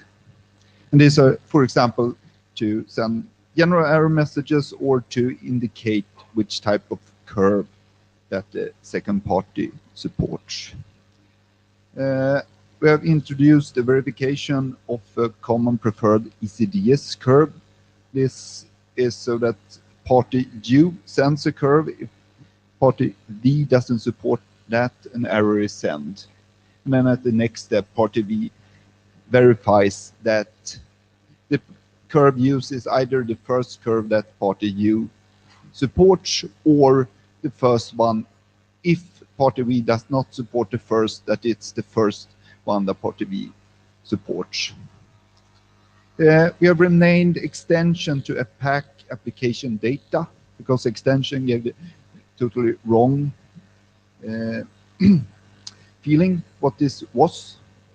We have removed encryption and integrity protection in message 1. This was added as a comment to provide denial of service protection, but as ad hoc did not implement detail any how to do this, we removed it instead. This can be done on a higher level in the PSK identity field. The application unique strings to derive keys are now in the field algorithm ID instead of the other, making it, yeah, no cryptographic change, but it's a better structure. The default CoAP URI path when using ad hoc over CoAP has been changed from ad hoc to well-known ad hoc. And there's a chapter on how to derive keys, new PSK keys. Next slide. If there's no questions, comments. More changes. Algorithm ID is now a text string. Previously, it was stated as an int text string. I think this led to compatibility problems, but I haven't checked this with Jim. But we'll do so. Better explanation of the session identifiers. This was a comment from Don, so this has been detailed in several sections, how to choose this and why and what to think about and how to handle them. Compact representation of EC2 points. This was a comment from Don that the point compression was not recommended, and he suggested that ad hoc used a compact representation according to RFC 6090 instead. This has been implemented in 07. This means that the Y parameter is not sent at all, and it's not needed for Diffie-Hellman. Then also we have slightly changed the structure of identities. Before it was an IDV field and a certificate field that went into the ID. Now this has been more structured so that the identity always is a certificate or a hash of a certificate, and then any hint of which credentials to use are sent in the hint IDV field. And then the last point is also a comment by Don, I think, or Ilar, I don't remember, is to add a section on that to do point validation on EC2 curves to validate that the ascent curve is actually a curve point on the chosen curve.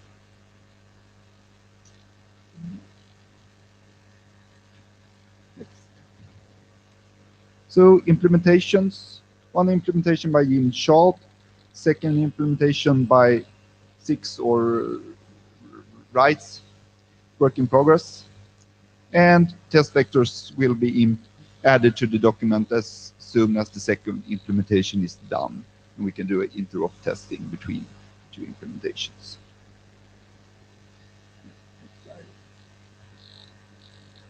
Any comments, questions?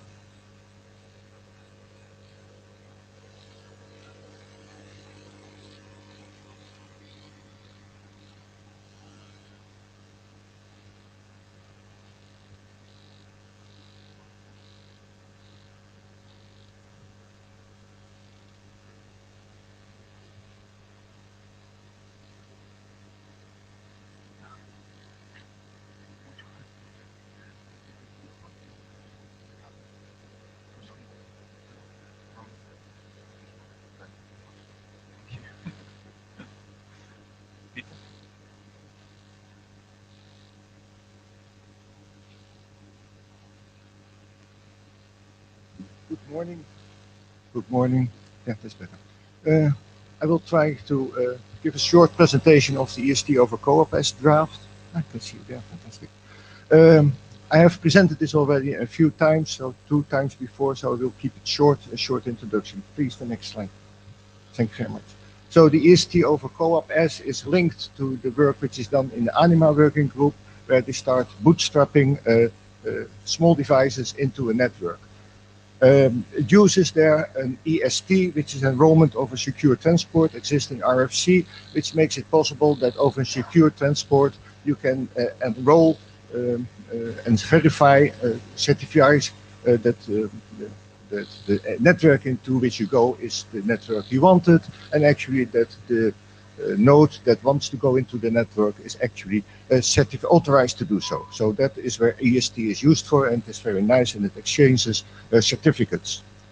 Where this EST is currently based on HTTP and TLS, for small devices we wanted to use CoAP. So that is what this draft is about, having EST over TLS, changes to EST over CoAP. Please, next slide. There is a small picture here. So what is happening in Brisky is that you have the pledge, which is the joining device, adds into the secure domain, and via proxy it gets a connection to the EST server, and there we exchange the certificates. What is new in the Brisky protocol is that there also vouchers are exchanged, which are described in the voucher draft, and which is exchanged between the vendor and the pledge devices. So that is an addition to what is EST, so there's some Brisky functionality added to that. So what we, oh, sorry. So for the people like pictures, so it is only the red line which is changed by this draft, and all the rest we hope to keep unmodified. Yeah. So. Peter, question on this. So the draft, the idea of using EST over CoAP is somehow independent of ANIMA. But you're showing the ANIMA slide. How do you see that relationship?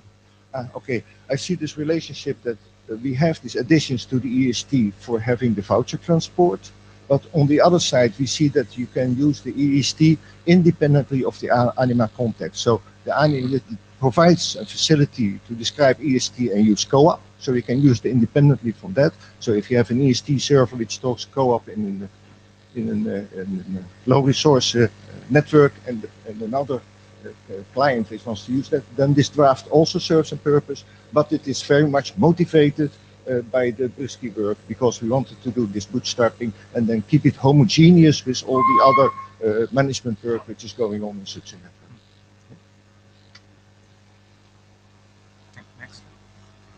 Next, please. So we have done some work since the last time. For example, we have added a proxying section. I should very much like people to have a look at this, because it may be actually too much, not having the proxying section, or it may be too small.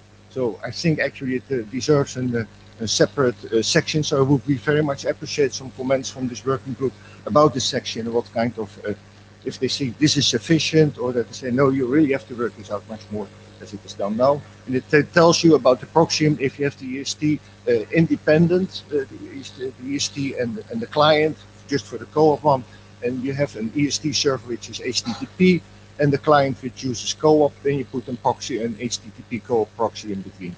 The other case that we talk about is that if you have the EST server which talks co-op but no HTTP, and it talks to the talks with the one back please.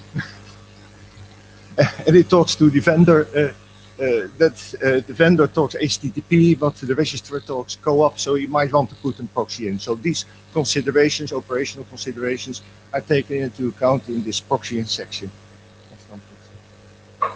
So that also has some impact on the security considerations. So we have added this security consideration sections, talk about what the proxies might mean, and also the EST server considerations, which are very much the same, which has been described for the EST servers using TLS. The discovery has been extended. There has been some comments on that, so we have changed that. And finally, the text changed because Brusky is still evolving, so the Brusky functionality which has been added has to follow the terminology which evolves into the Brusky environment. Any questions about this?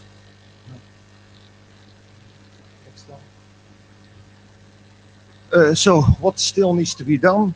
We have in section operational parameter values, which are actually the co-op parameter values, and we think after some testing that maybe the timeout should be changed or something like that. So that is what this section is about. We should very much like to react to reviews, like some feedback from you, and we have done, well, there are some other additions and text layouts which have to be improved. This is, I think there is one, as far as I understood, there is one implementation existing today, and people are working on a second implementation in the context of the Thread Alliance and also the Fairhair Alliance. So these are really the interested alliances for this work. Yes, OMA also uses this, but it doesn't use Anima. It just uses the EST over co-op. That. Oh, I didn't know. Thanks.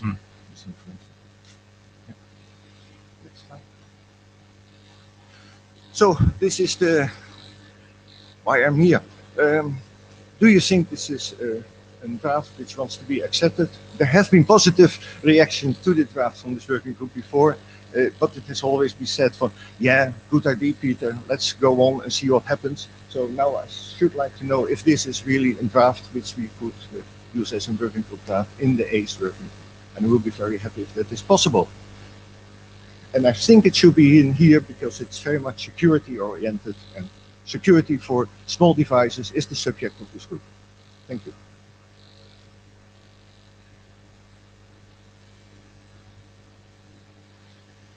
Yeah, Carsten Bormann, if I were to answer that question, the answer is yes, we should do this here. This is the place where we do authentication and authorization for constrained environments, and this is authentication for constrained environments. So makes a lot of sense. So just have to make sure that we actually are chartered to do that, but I think the charter supports this. Yeah, that was one of the things I should have mentioned as well. Do you think the charter will support it?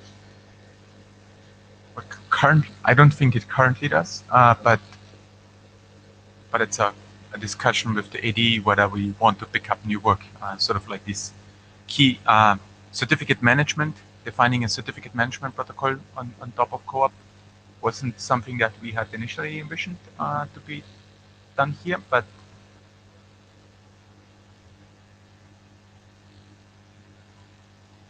I'm sort of seeking for advice.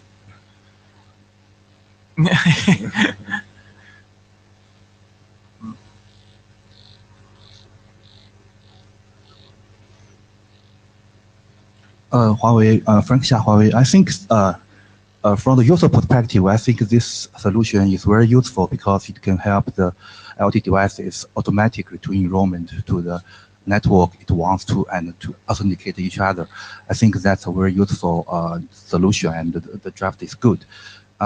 So I hope that our SE group can extend our scope, our charter to include this work. Thank I you very found much. it. Yeah.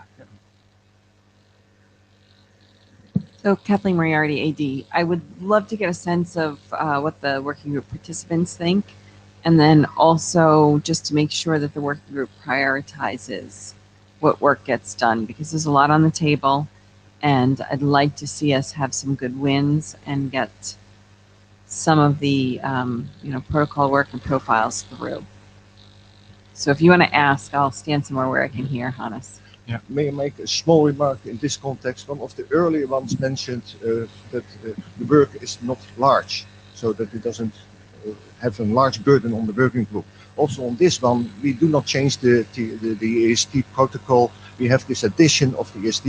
So I think it is not a really heavy burden because we do not rethink all the security aspects which are. It would be interesting though on how to find out how this relates to actually the other ACE work, because it sort of competes a little bit with the ACE OAuth, because that also provides a mechanism for key distribution, getting the keys. So it raises an interesting question on whether this actually replaces some of the work that we had just been talking about earlier. Leave that up to your interpretation, but it may look, everything looks very simple at the beginning.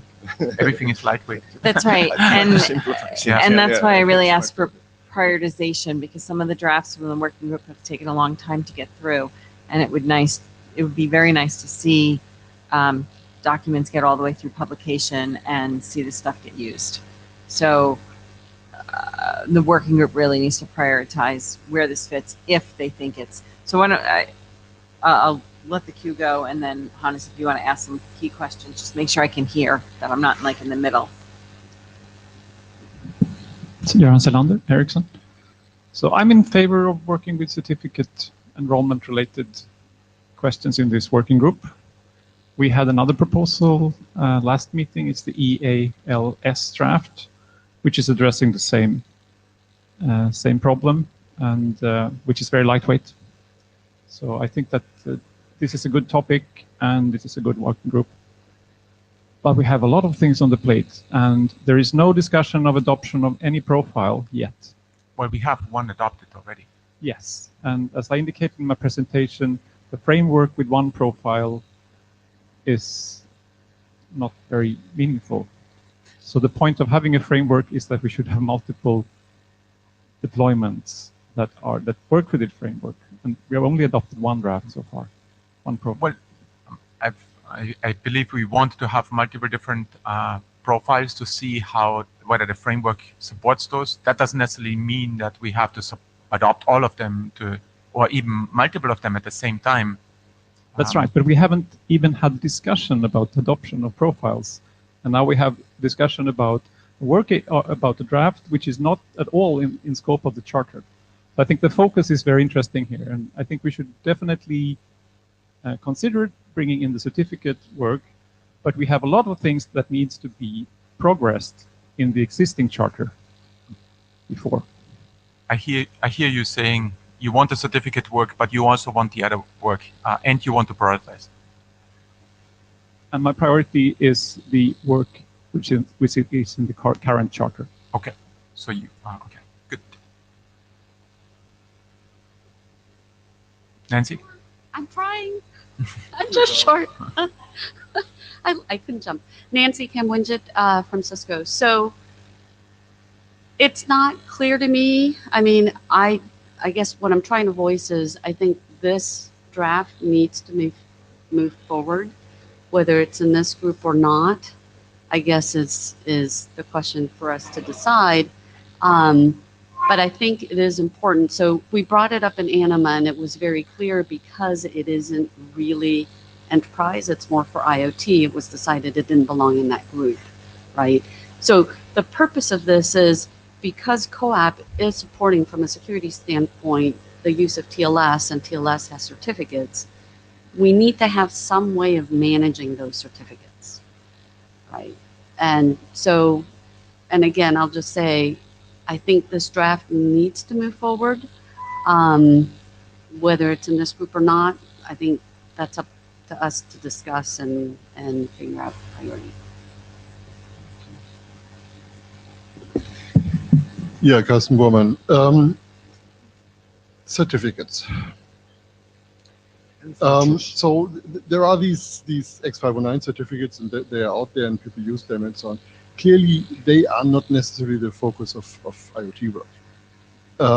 But they are out there, and people are building security systems around them. So we still have to support them. And until we have a working group that is focused on making certificates, X509 certificates, useful in the IoT,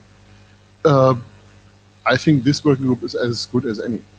If I were going to prioritize the work we already have been doing and any work on certificates, my priority would be on the other work. But I still think this work should be done. It's relatively easy to do because it's really just porting over a protocol that is already well understood. So as Mike said, we are not inventing anything here. We are porting over things that are already well understood. And Thanks for making this argument. Let's just do it. We can spend more time on discussing whether we do it than doing it. Hi, Sean Turner. Plus one, Kathleen said about prioritization. The other thing is that one of the epic failures in the PKI space was the fact that they didn't pick one enrollment protocol. There's like 5. So EST kind of takes some of the existing things and just kind of webifies it a little bit, and it's good that you can just make it co-op. Let's not have another enrollment protocol. Let's pick one and move on so that it's easy for people to decide what to implement as opposed to like, what do I have to do? Because if we get back to the enterprise solution space, they have to support all of them, and it sucks. So let's try to see if we can just pick one. Michael Richardson. I guess I'm going to disagree with what Nancy said. I don't think that Anima rejected this document. I don't think that Anima rejected this document. I think, like this working group, Anima said,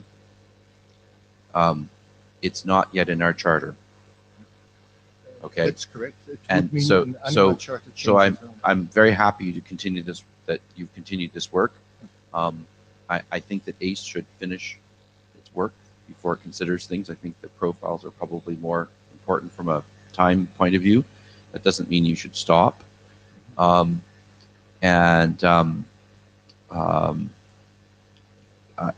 really happy with your document. I don't think it'll get the right review in this working group that it needs to get.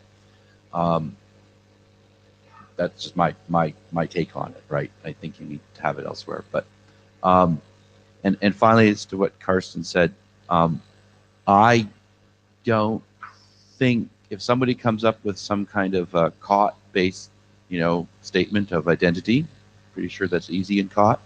I'm pretty sure that EST could enroll it. Okay, so just because it's PKIC's origin doesn't mean the things returned have to have ASN1 GUI in them.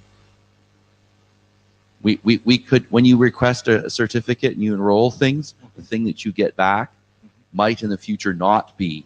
It could be some kind of a CWT object rather than a certificate. Yes.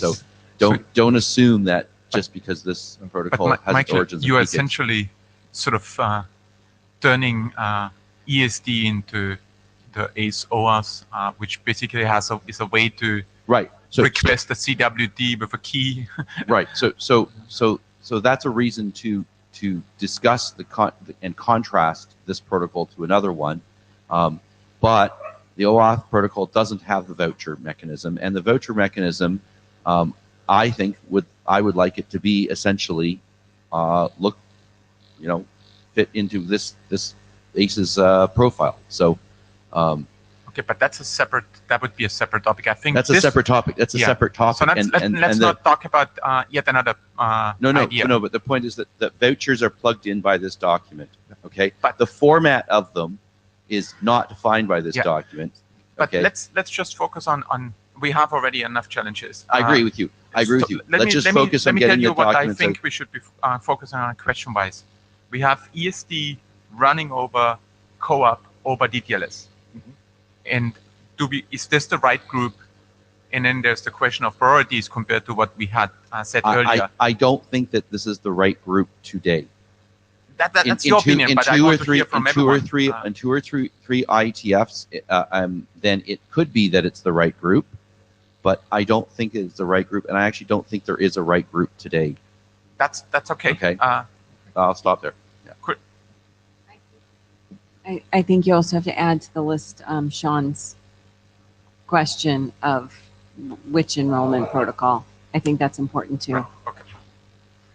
Well, So if we're gonna- the challenge there is that we somehow had this isolated presentation about the now today, and if people want to make a decision about, they can decide whether they want to have one or multiple standardized. Yeah.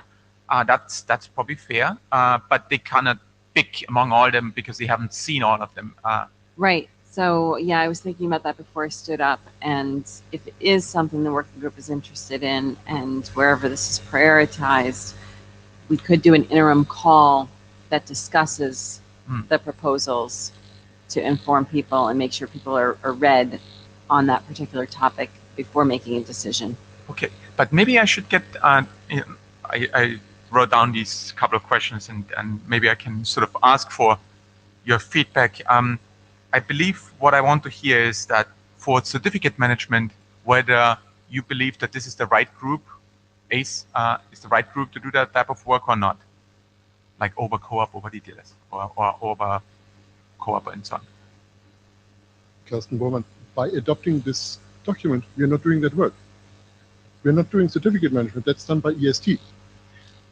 But that's why I said well, actually, that's not entirely true, because there are other proposals like the one that Göran just mentioned, where he actually defines a new certificate management protocol using, or what are you doing?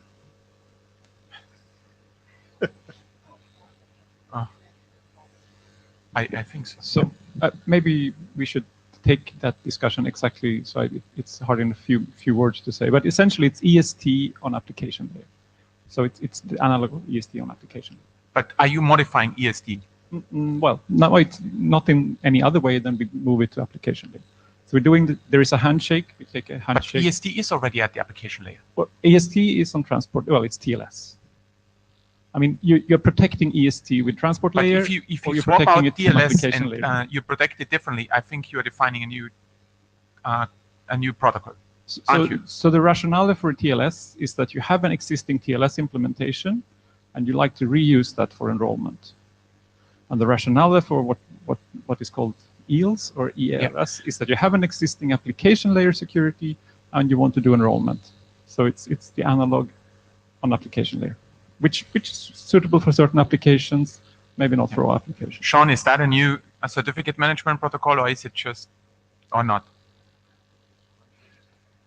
Wrapping, new wrapper. So maybe I should phrase it differently. So is this the right group to define a new wrapper for ESD? Or not even ESD, but for certificate management protocols. Maybe there are some other people who want other protocols than ESD. Is this the right time to ask that question? Ooh, a meta question. Okay, well, this is Dave Robin. I'll go ahead and ask my question, even though I was in private negotiations with Carsten back here as to whether I should. What I'm going to state is that it seems to me, as an observer of these groups, that CORE created CoAP-S. It did not stop at compressed HTTP. You could have said that CoAP, the mission of CoAP was just, we're going to define compressed HTTP. No, it kind of outstepped its bounds, I think, and invented CoAP-S and talked about algorithms, curves. It talked about certificates, RPK. It created the the keying material of CoAP S. So why is this discussion of certificates and establishment not over there? Because to me, this working group is authentication. This would be like going to the OAuth working group and saying, hey, let's talk about certificate management. You're going, whoa, whoa, whoa, no, that's, that's somebody else. We are about authentication, authorization. We'll let other people do authentication, other people do certificate management. And I have this is about an explanation authorization. on why. I thought this was the authorization for constrained No, groups. it's not that easy. The problem is because actually we talk about not certificate management but key management in OAuth as well, and that's where the POP token functionality trickled in there. That's true. If you think about the JWT with this proof of possession key, it essentially looks like a certificate. I know. I'm just saying that So the risk here is that this becomes the everything security working group, and we already defined the certificate aspect of it over in CoAP S over in Core. So just a suggestion that it could be done there. If we're worried about workloads and maybe Core has nothing to do. Next suggestion. Kasper again. I cannot speak for all the co-chairs because I'm only one of them, but I don't see the other one. Yes, I could actually imagine completing this in Core. I mean, if ACE doesn't want to have it, it's really just porting an existing protocol over CoAP. So why not do it there? The answer is, well, it's security, so maybe it should be done in security area. But again, if you don't want to do it here, it could be done over. It was the discussion we had about 2 IETFs ago, if I remember correctly.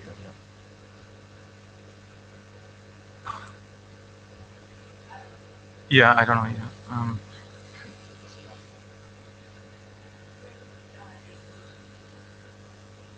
In what exactly? Like. Quick proposal. Are we done with the agenda? No. No. Okay. Could We're not we done. maybe proceed with the rest of the presentations? Yeah, we have 2 more presentations, a multicast topic and the raw public key appreciate secret talk.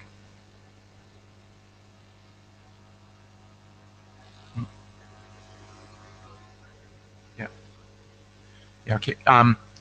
So, as 2 questions, I would like to know on how many of you are interested in doing this proposal, the ESD over CoAP, in this group, and the other question is if you're not interested.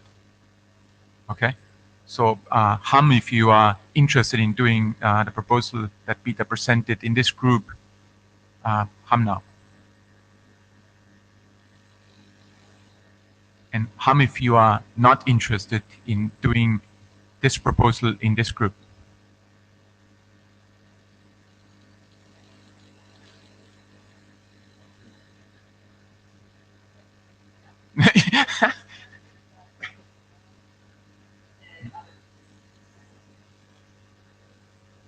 Okay.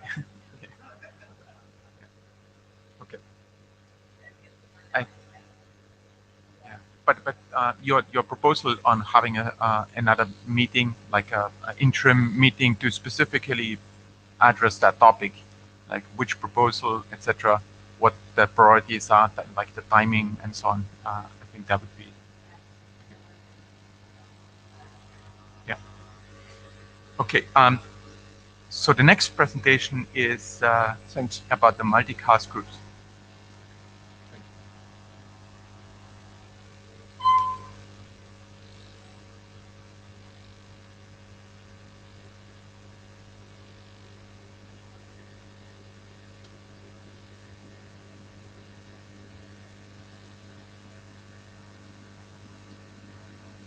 Hello again, Marco Tiloca from RISE-X. I'm going to present an approach we have recently proposed to join OSCOAP multicast groups using the ACE framework and its profiles, actually.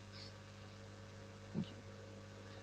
So why have been doing this and why here? Well, we have another draft running in Core describing how to use OSCOAP in multicast group communication context. And of course, you have the problem of authorizing and actually enforcing the join of new members to the group. We are proposing a way to do that using the ACE framework and its profiles, keeping the approach as such, oblivious to the specific profile of ACE you decide to use.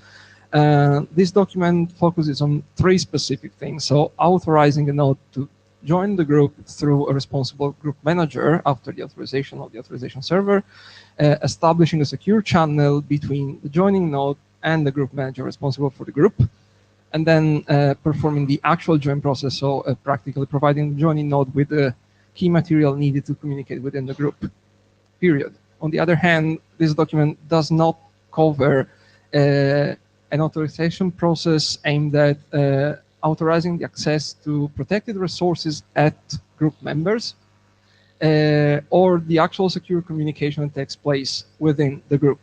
That's up to other documents.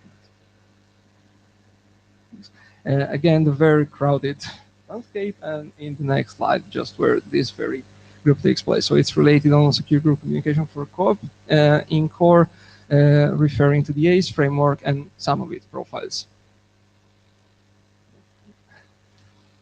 Okay, just to give you some very quick background, as I said, in core we're describing how to use OSCOAP adapted for a group communication context, when in a nutshell you have nodes acting as multicasters, so sending out multicast messages addressed to other listeners in the group that can in turn reply back with unicast bind responses. And we guarantee also source authentication of messages within the group, including multicast requests by using asymmetric cryptography, essentially. In appendix sections, we also define alternative modes like switching this solution to a pure symmetric one, so downgrading it to group authentication only, and also further mode where source authentication through signatures is kept, but messages are unencrypted instead. So yeah, a group is managed by a special entity called group manager that is not necessarily an actual group member as such, and can be responsible for managing multiple groups at the same time. Practically takes care of the joining of new members in the group and of the renewal of the key material in the group. It especially drives the join process for new members intending to join the group. So it's the main contact point for joining nodes to join the group and to enforce the actual admission in the group and providing a key material, meaning an OSCOAP security context. The group manager can optionally also be configured as repository of public keys of group members. And in that case, that implies some additional actions during the actual join process. So to map this into the ACE framework and to put it very simple, essentially the joining node that intends to join the group is the client of the ACE framework, while the group manager is the resource server exporting one join resource per group it is managing, and then the authorization server responsible to enforce join policies on behalf of the group manager, essentially.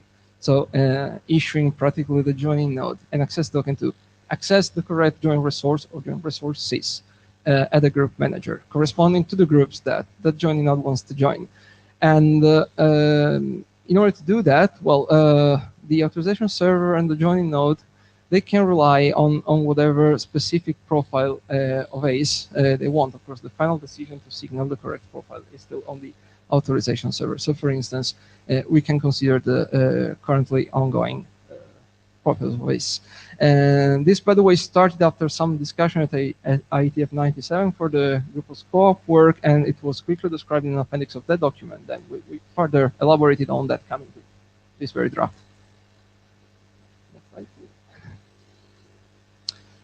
The joining process as such, well, the joining node is supposed to issue a co-op request to the group manager separately per group that it wants to join.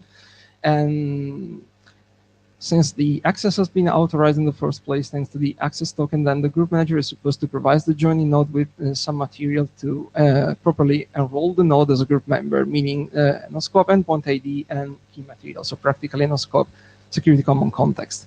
As I said, the group manager can also act as repository of public keys. In that case, the joining node is supposed to provide to the group manager its own public key upon joining, and in turn, the group manager is supposed to provide the joining node with public keys of the current members in the group. We have just started this again, so we would like for sure to keep this aligned with related work, especially the ACE framework and the related profiles. Consider also other profiles that have been proposed, like the EPISAC profile, and of course gets your comment and feedback on this. That's all. Thank you very much.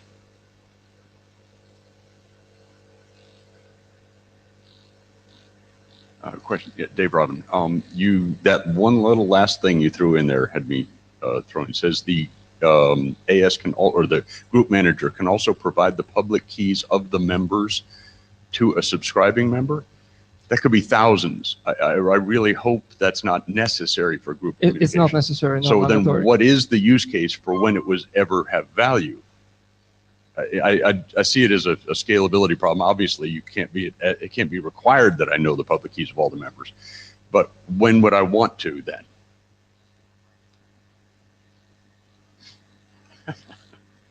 So at least one application I was thinking of is if you have a multicast setting with a number of listeners and only a few listeners respond, and then a new listener is joining the group, but the broadcaster doesn't have the public key of that particular listener.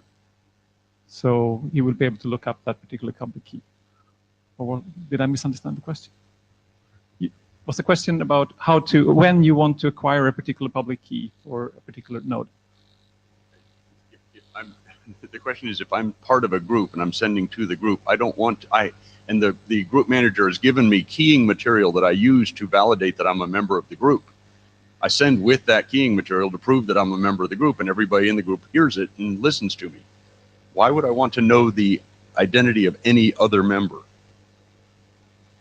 If you want to verify a response as coming specifically from that particular node, I mean, either you're happy with the symmetric key shared, so you don't really know exactly from which node you got the response, right, which is one use case, or you're not happy with that you want to know exactly from which node you got the response.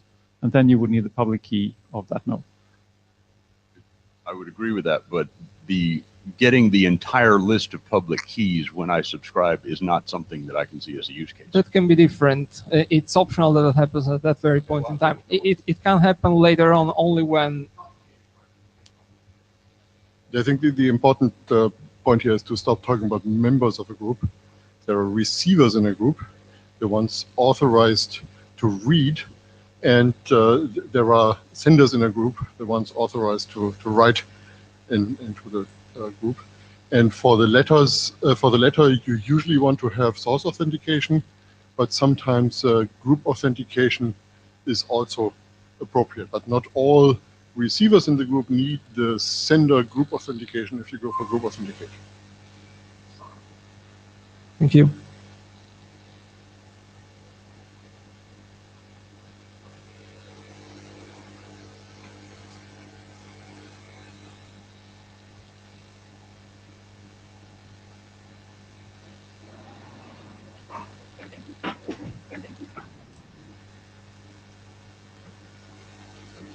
Okay. Can you hear me? Maybe? Yes. Okay, that's good. And I'll try to be quick. This is a draft that me and Ludwig Seitz has been working on, published the first time in May. Raw public key and pre-shared key as OAuth client credentials. It's a quite small complementary document to the framework, and some of the profiles could benefit from this work. Next slide. So I just wanted to start to acknowledge the work done by Campbell, Bradley, Sakimura, and Lodestedt, since this is heavily based on that one. They create a draft that defines how to do certificate client authentication. Next slide. So client credentials is an OAuth grant type. The grant types are used to get tokens And in this case, if we take the next slide.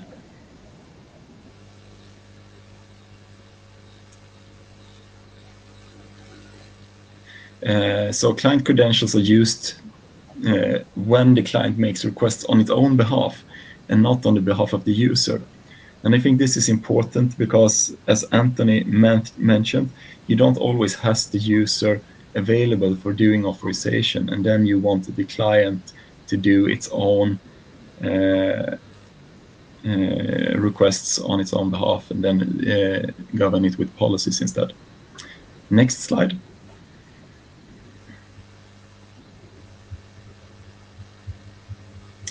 So client credentials are often suitable for constrained environment just because what I said, it's you provision as an administrative task and not on a user base. You set up a set of devices and connect them, and they will act on their own, like sensors or door openers and so on, and you authorize the specific device and not always that you authorize based on a user.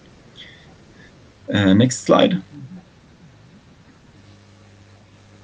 And finally, I think we need these new client credentials, because the client credentials defined by OAuth 2.0 framework is more or less username and password, the client ID and client secret. So it requires the transport layer to be secure.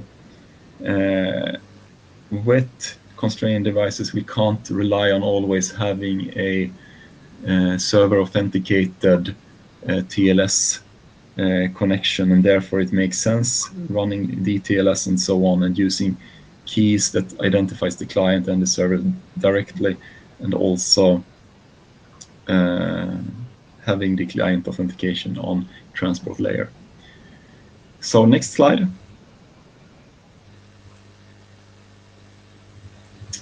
So this draft defines two new client credential types. Raw public key, using the handshake as defined in RFC 7250, the using raw public key in transport layer security and data layer transport layer security.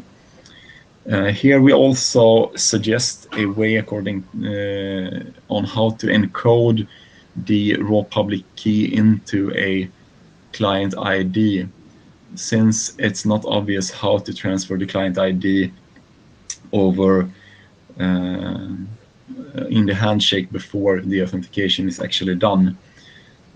So then you might have to derive the client ID to look up the public key on the server side. For pre-shared key, we define it with the PSK identifier to be used to send the client ID so that the authorization server can find the appropriate pre-shared key to use for this setup. So as a difference from the profiles that has been discussed so far, this draft is only addressing the communication between the client and the authorization service when it requests tokens. Next slide.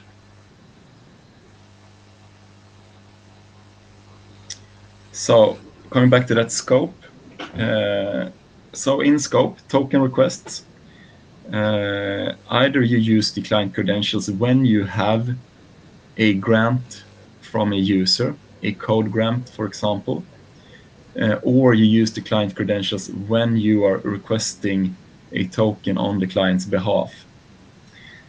Then also, as defined, introspection can use client credentials. Then it would actually be the resource server communicating with the authorization service, but it would have to act as a client towards the authorization service. What's out of scope, and it deserves to be mentioned because it's in scope in the MTLS draft in the OAuth group. So client binding of resource requests. so we don't define how to use this key for when doing resource requests. The reason for that is, for example, the DTLS profile of the ACE framework does that, and also with transport layers being very diverse. For example, we have in the connection between resource server, between client and resource server, we exclude that and making this draft very simple. Next slide.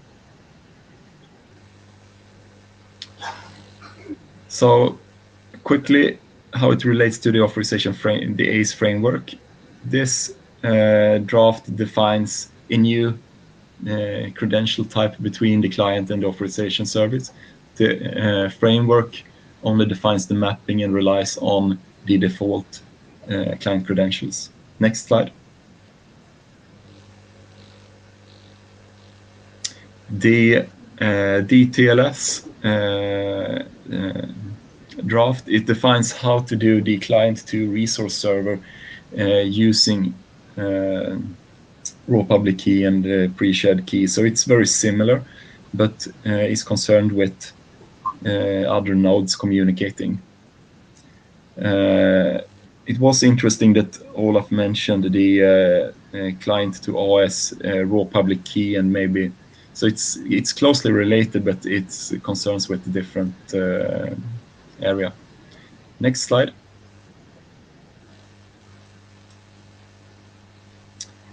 And then the MTLS draft that defines new client credentials for X509 certificates, doing it a bit in hindsight, seeing the X509 certificates used quite a lot in the wild. I think it makes sense to define for raw public key and pre-shared key now directly, and it's slightly wider scope than this draft. I think that was the last slide. What could be interesting is to ask the question, does this fit into the ACE workgroup? I think so, since it very much complements the profiles and also the framework. However, it is pure client credentials and it doesn't refer to any other ACE documents, so it could just as well be moved to the OAuth working group. And then I would like to just ask for feedback. I've gotten some questions and comments on it, but it would be awesome to get some more comments on it, create a new version, and then maybe later on ask if this makes sense for adoption. Thank you. Okay. Before going, where's the blue sheet? Has everyone signed the blue sheets? Where's the blue sheet? Over there. Did everyone sign the blue sheet? Okay. I will. Go on, please. Okay. Göran Selander, Ericsson. So I think this makes very much sense. I have some questions and comments. Yes. So first of all, the profile as defined previously in this session is something that concerns the communication between the client and the RS. Yes. So this is, in that sense, not really a profile, but it deals with it's like an extension to the framework, if you like. I would say this is agree on that? I would say that this is an extension to the OAuth framework, but it's much more suitable for the ACE working group, since it's the raw public key and the pre-shared key is central in this work, I would say. Yeah. So I don't have an opinion about what working group is best. I think ACE is fine for this work. I just had one question about what protocol to use between the client and AS. Is that, or between the RS and AS, is that defined in this, or could it be any type of protocol using raw public keys to communicate? So this draft is very much not concerned with how the client to the RS communicates at all. Okay, good, thank you.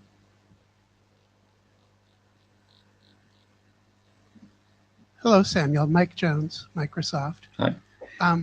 Before I ask my question about this draft, I'm going to take advantage of the fact that you're with me right now to say that Jim Schad said that there's still a problem with the CBOR Web Token encryption example.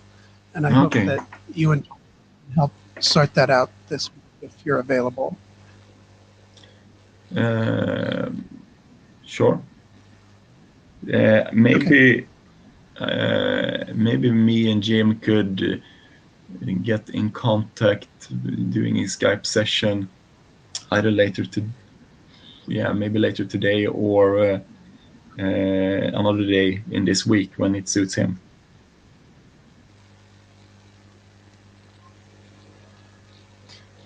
Okay, Jim's in the room and heard that. He's shaking his head though. Okay. Let me turn to your draft. I'm surprised what's not on the relates to list, which is at the same time we finished JOT, there's 3 other drafts about client assertions or about client authentication using assertions. One is RFC 7521, which defines how to use assigned assertion in general for client authentication. 7522 is how to do it if the assertion is a SAML token. And 7523 is how to do it if it's a JOT. And you could use this and have the key be in the signed assertion, and then there's already a defined member for how to do that. I'm not asking you to discuss it now, but you should at least read 7521 and 7523. We're running a little bit out of time, unfortunately. Okay. But Samuel can post a mail to explaining on how it relates to those, and maybe there's some interesting synergies. Absolutely. I'll look into those and post an email to the mailing list. Thank you, Samuel. Okay, so just to wrap up, this is Kathleen Moriarty, AD. So Hannes and I just chatted. Wiki will get set up, and I think if folks are able to discuss on the wiki and enumerate the reasons for the different types of profiles, that would be very useful. I think that, so I personally think that would be a much easier jump start to getting to a prioritization list than trying to get a whole document together. And a wiki will allow more people to jump in, hopefully other than just the, the usual characters. So I'd love to, see contributions from others, why you might like different profiles, and so we can figure out how we prioritize them. One has been adopted. How do we figure out how to adopt more? So this could result in an overview document later, but if we started out with one, I think it'd be quite messy, right? And you'd be reworking the document anyway before you're ready to publish, probably multiple times. So I think a wiki to organize the thoughts on this would be good, and Hannes said he would set that up using probably the data tracker, so everyone has a login already. And so we can hopefully find out, in terms of security between the client RS, we have now in the meanwhile 3 different sort of flavors of security, if you will. We had the DTLS, we have application that sort of co-op security, and we have now have IPsec IKE v2. So we can discuss those different aspects. Right. And also we have the PubSub based profiles, and we have the multicast based profiles. Yep. We're out of time. So. Thank you all for coming, and the meeting scribe is sent me the notes, John, and who was the other? Oh, okay. Yeah, please send me the notes so we can post them as soon as possible.